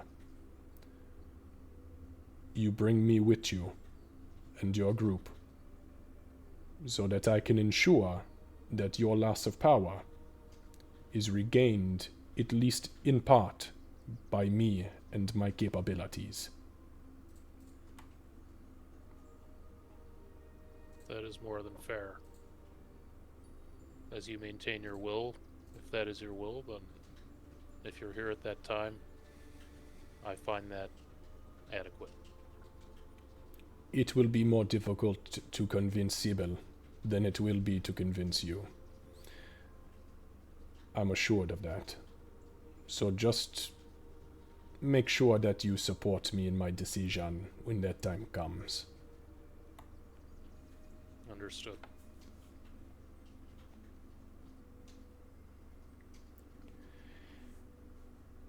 Well, I suppose that's settled then. If you I'm don't... going to continue to enjoy this mud bath, and you're welcome to as well if you'd like. Oh, I'm not going anywhere until you get out. She smiles at you. And that's that. Just chilling. Alright, so moving back to the main group here. Bloodmane, you can take a DM inspiration for that RP too. Very good. Okay, flashback to the center of the grove. Gartok, yes. I'm gonna do something. I'll give Ulrich and Sybil a chance before I continue. But I want to go to Winnie and ask her for one of the potions of intelligence. I will take out one of the 3 remaining and hand it over. Then I will drink it for now, and probably go sit somewhere unless I give them time. Okay, you, since you have drank these a few times now, you know that there is kind of a randomization to how they work, but I believe this is your third or Yes, fourth, my something like third that, yeah. So you're not, you're no stranger to this.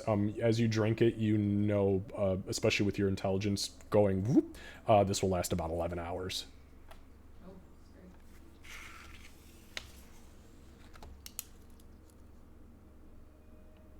that's And that puts my intelligence to 18, correct? Correct. So now I'll hand it over to the other 2. Yeah, no, I'm pretty sure Sybil, still being a little drained from death time and is just enjoying the food and coffee, unless Ulrich has a thing he wants to bring up. Nope. I'm just kind of sitting here at the okay, where are the next steps? So I'm kind of waiting for everything to resolve so we can start figuring that out. Okay, so I mean, at this point, Winnie would have come back in. She was only playing with Hutch for a little while. So you guys would have heard like a dog barking outside, kind of like this weird, almost echoey bark.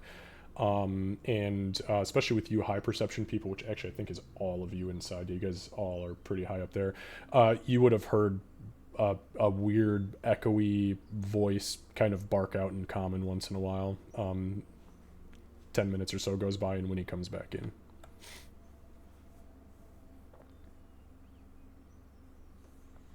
Well, So not a hellhound? not a hellhound. Now, unfortunately, with the way it works, we won't be able to see him for a week, but he can be around for 6 or so hours, I think. I didn't. We're in a big space, but a small space, and there's a lot of stress, and I didn't want to have him running around stressing people out. He's great though. I do have a slight confession to make. She takes a sip of the coffee. When you left, I heard strange, echoey voices from outside. That was him. Aren't we supposed to be concerned when things and beings and items start talking? I think if we can see what is saying it, it's not as scary. But yes, if it started talking to me before I summoned him, I would have been more concerned. Since I think that a function of it is to speak, I think that's okay. But when weapons start telling you to start killing your friends, that's more what we're thinking about. That's the concern, really. Well, I'm beginning to understand the rules of when to panic about magic.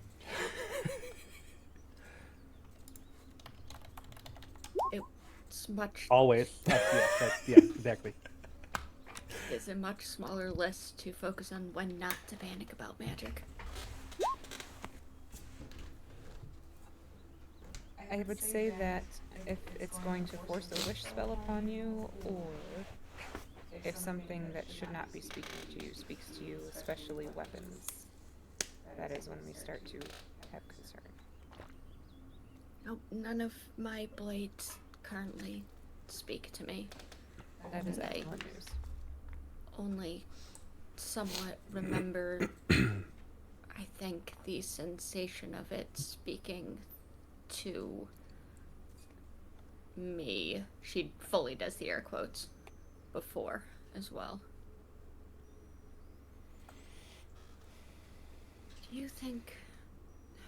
What do you think they're talking about? Well, not what are they talking about. What do you think's going to happen? I think, based on the very short and concise conversation that I had with Emig, he will leave the decision up to her, and will deal with the consequences. I think her decision, knowing Mama Mundi and what we put into getting her back, would be to not throw away the sacrifices we just went through. So I think we should expect my hope is she's gonna look at the door to make sure Emig's not about to walk in. My hope is that his entity abandons him and leaves it at that. That's not how things go for us, ever. So, That brings two immediate concerns that are closely related. Is his control of his... She also looks towards the door. Sharkness. Blessing. Does that not stem from his patron? it does not. That came long before his patron. Now, it doesn't mean his patron doesn't have control over it, but his patron did not grant that to him. A random shark on an island that we were led to by a turtle. Some of the things that come out of my mouth. That is where he was blessed. Okay. But his patron is of the sea.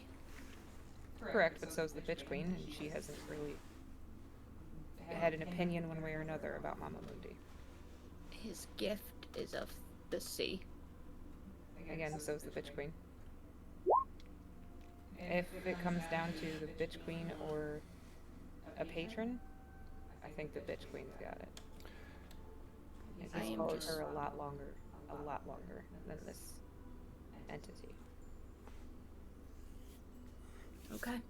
I am just worried about the prospect of him going near the water and having his patron decide to seek vengeance. If that happens, it's because Emig made the right choice. And I will have his back 100%, and we have proven multiple times that we can get out of things that even I didn't think we were going to survive. So we'll deal with it the same way we deal with everything else. We'll either kill it or make a wish. But one way or another, we will survive. I would hope that if we do choose to deal with it like we deal with everything else, that we choose to deal with it with a little less death, pain, and mutilation on our side of things. When has it ever gone that way? I am running out of words that mean loss of limb. There's only so many ways you can fit that into prose. Get creative. We're not done. We're only getting started. She's gonna grumble a little and drain the rest of her coffee cup. I'll take out some more grounds. In the end, you are going to get to tell an incredible story. That's what you need to focus on. I still want, when we have time, to do a proper memorial. You can do that now if you want. Once we know what's happening. Not just here, for the few we know. Something bigger. Oh, yes. We definitely will do that. I agree. I do also think that there should be smaller ones, but if we start trying to mourn now, we won't be able to stop. We have to hold on to that grief and pain and loss and let it fuel us to keep going, to begin to put things right. But later, we can't forget, and we can't let the world forget.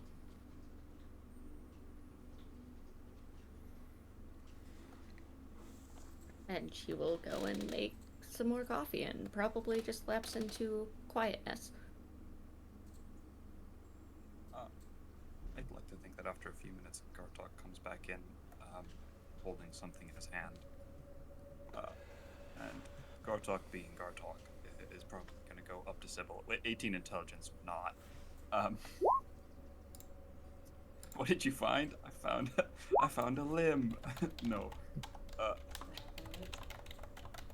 He's gonna go up to Sybil as she's making coffee, and he's gonna give something to her. And Sybil's gonna see a small bone, not too big, probably somewhat carved into a curve.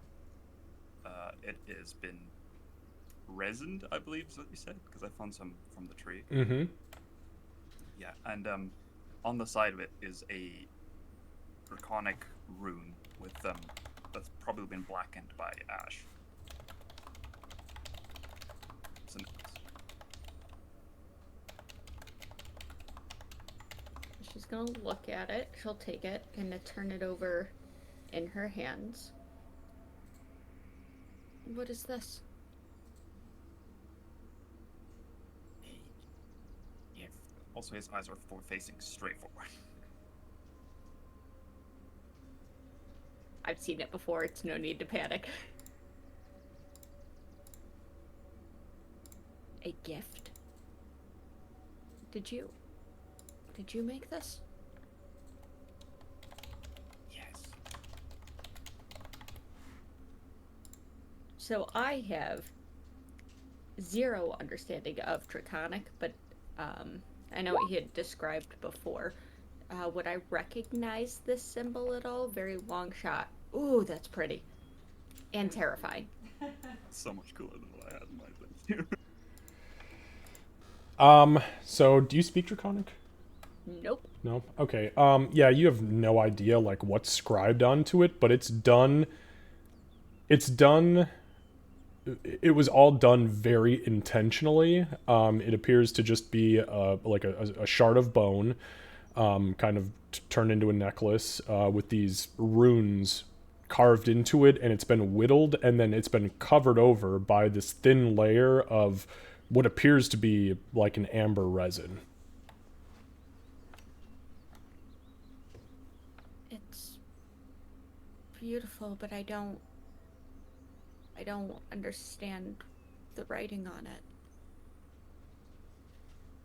I'll kind of look up as if thinking and be like, oh right, people don't speak my first language, which even he doesn't speak well. He'll kind of say, it's protection.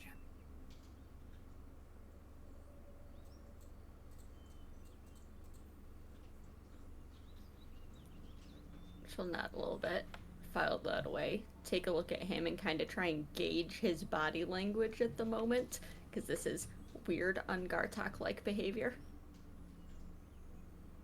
Or teaching.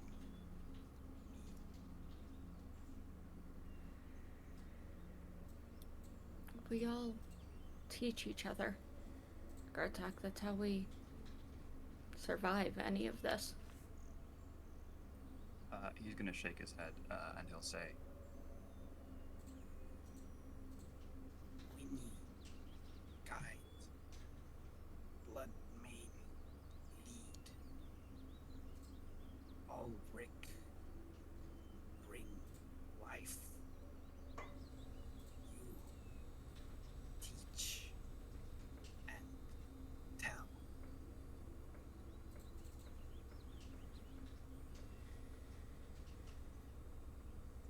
Are you talking about the stories? Shake his head, yeah. Just laughs a little bit. Stories are all I can bring.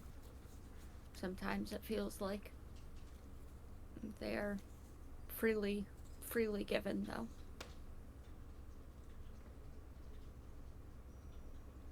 That is what makes you worthy of gift.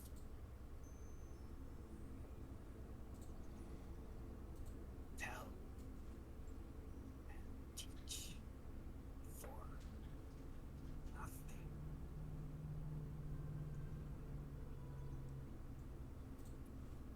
I think she's just gonna look at him for a long moment, and then she will put it on. Make it so it sits comfortably around the armor and straps and everything else, and the many daggers secured to every free inch real estate. Yeah, so as you like slip it over your neck and kind of situate it, you would feel that it physically grows warm to the touch. It doesn't burn, but it grows warm to the touch. And you guys would all see a single wave of glimmer over the runes manifest physically and then fade.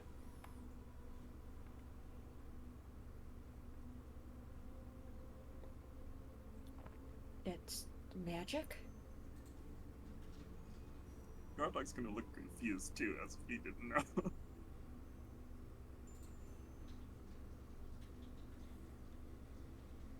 Lady says that I shouldn't be accepting gifts from strange lizards. We've been traveling together for a while. Though I am strange, I accept this. You are still a strange lizard, yeah.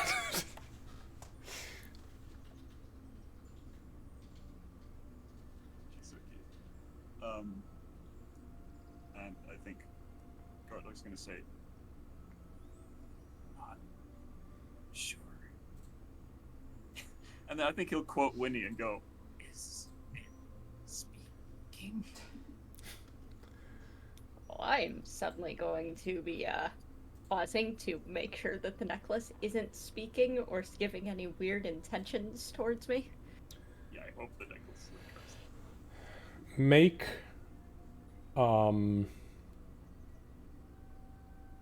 an insight check on the necklace. Say that one more time. Make an insight check, please. Okay, thought you were gonna say wisdom save. That'd be way cooler, though. The amount of times. -2. You don't hear shit. Except maybe your own heartbeat.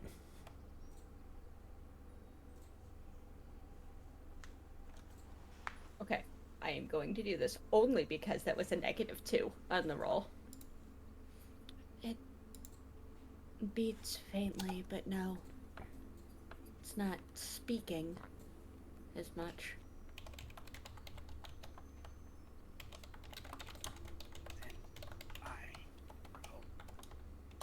It's good magic. Well, if it's not, it'll make for a good story, won't it? Yes. Thank you. And then he'll go sit down where the fish is. Gartok gives a gift and then ends the conversation with "thank you." That is so on brand. Yeah, Sybil will just kind of look at it again and then go and also take her seat. Okay. All right. So we will say, just for the sake of brevity in this bit and the bit out there, that eventually Mama Mundi and Bloodmane do return. I'm just going to drag those tokens back here.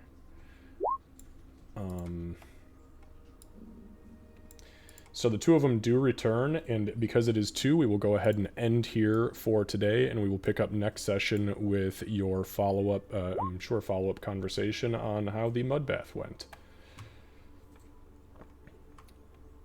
All right, guys. I think that's all I got for you. That was a wild session. That was good. Good stuff. This, and before we go into next week, this might be the most successful session we have had in a very long time. So we just need to take the next 6 days and appreciate that. We succeeded. We got people back.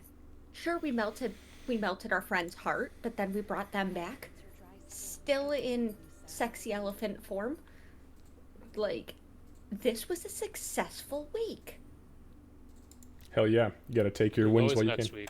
And there's always, let's not get too comfortable. Just enjoy it I while know, you can. That's why I'm focusing only on these 4 hours where these were a very successful 8 seconds plus a long rest and breakfast. All right. We will be back next week, normal time. If anybody needs anything from me before then, just shoot me a message. And if not, then we will plan on seeing you guys then. If anybody's interested, there is a one-shot D&D game being run tonight by Kevin Goins that I believe Lucy and Candace are going to be in. He is running a one-shot Grinch game.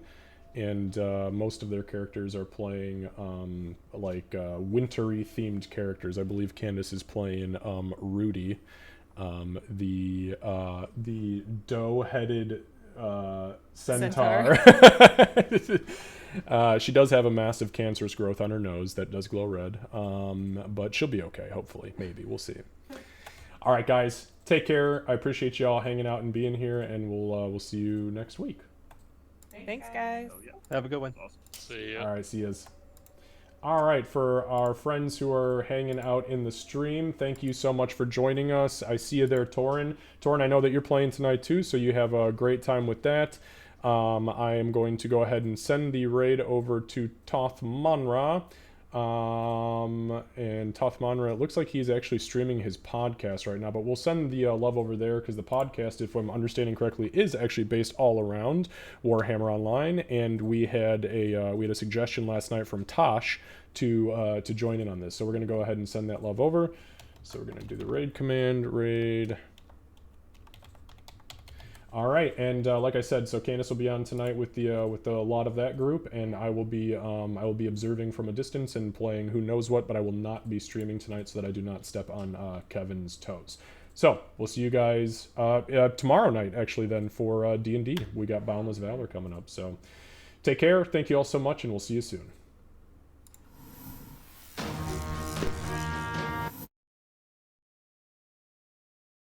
In mind also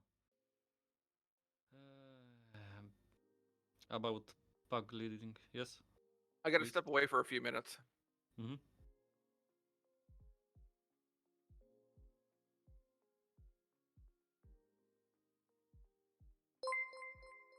Jack, who do you who Yes. do you play on order? How I play on the order? What's the Like name of this. your characters on order? This is the name that you see in the Discord. JAJCEK in different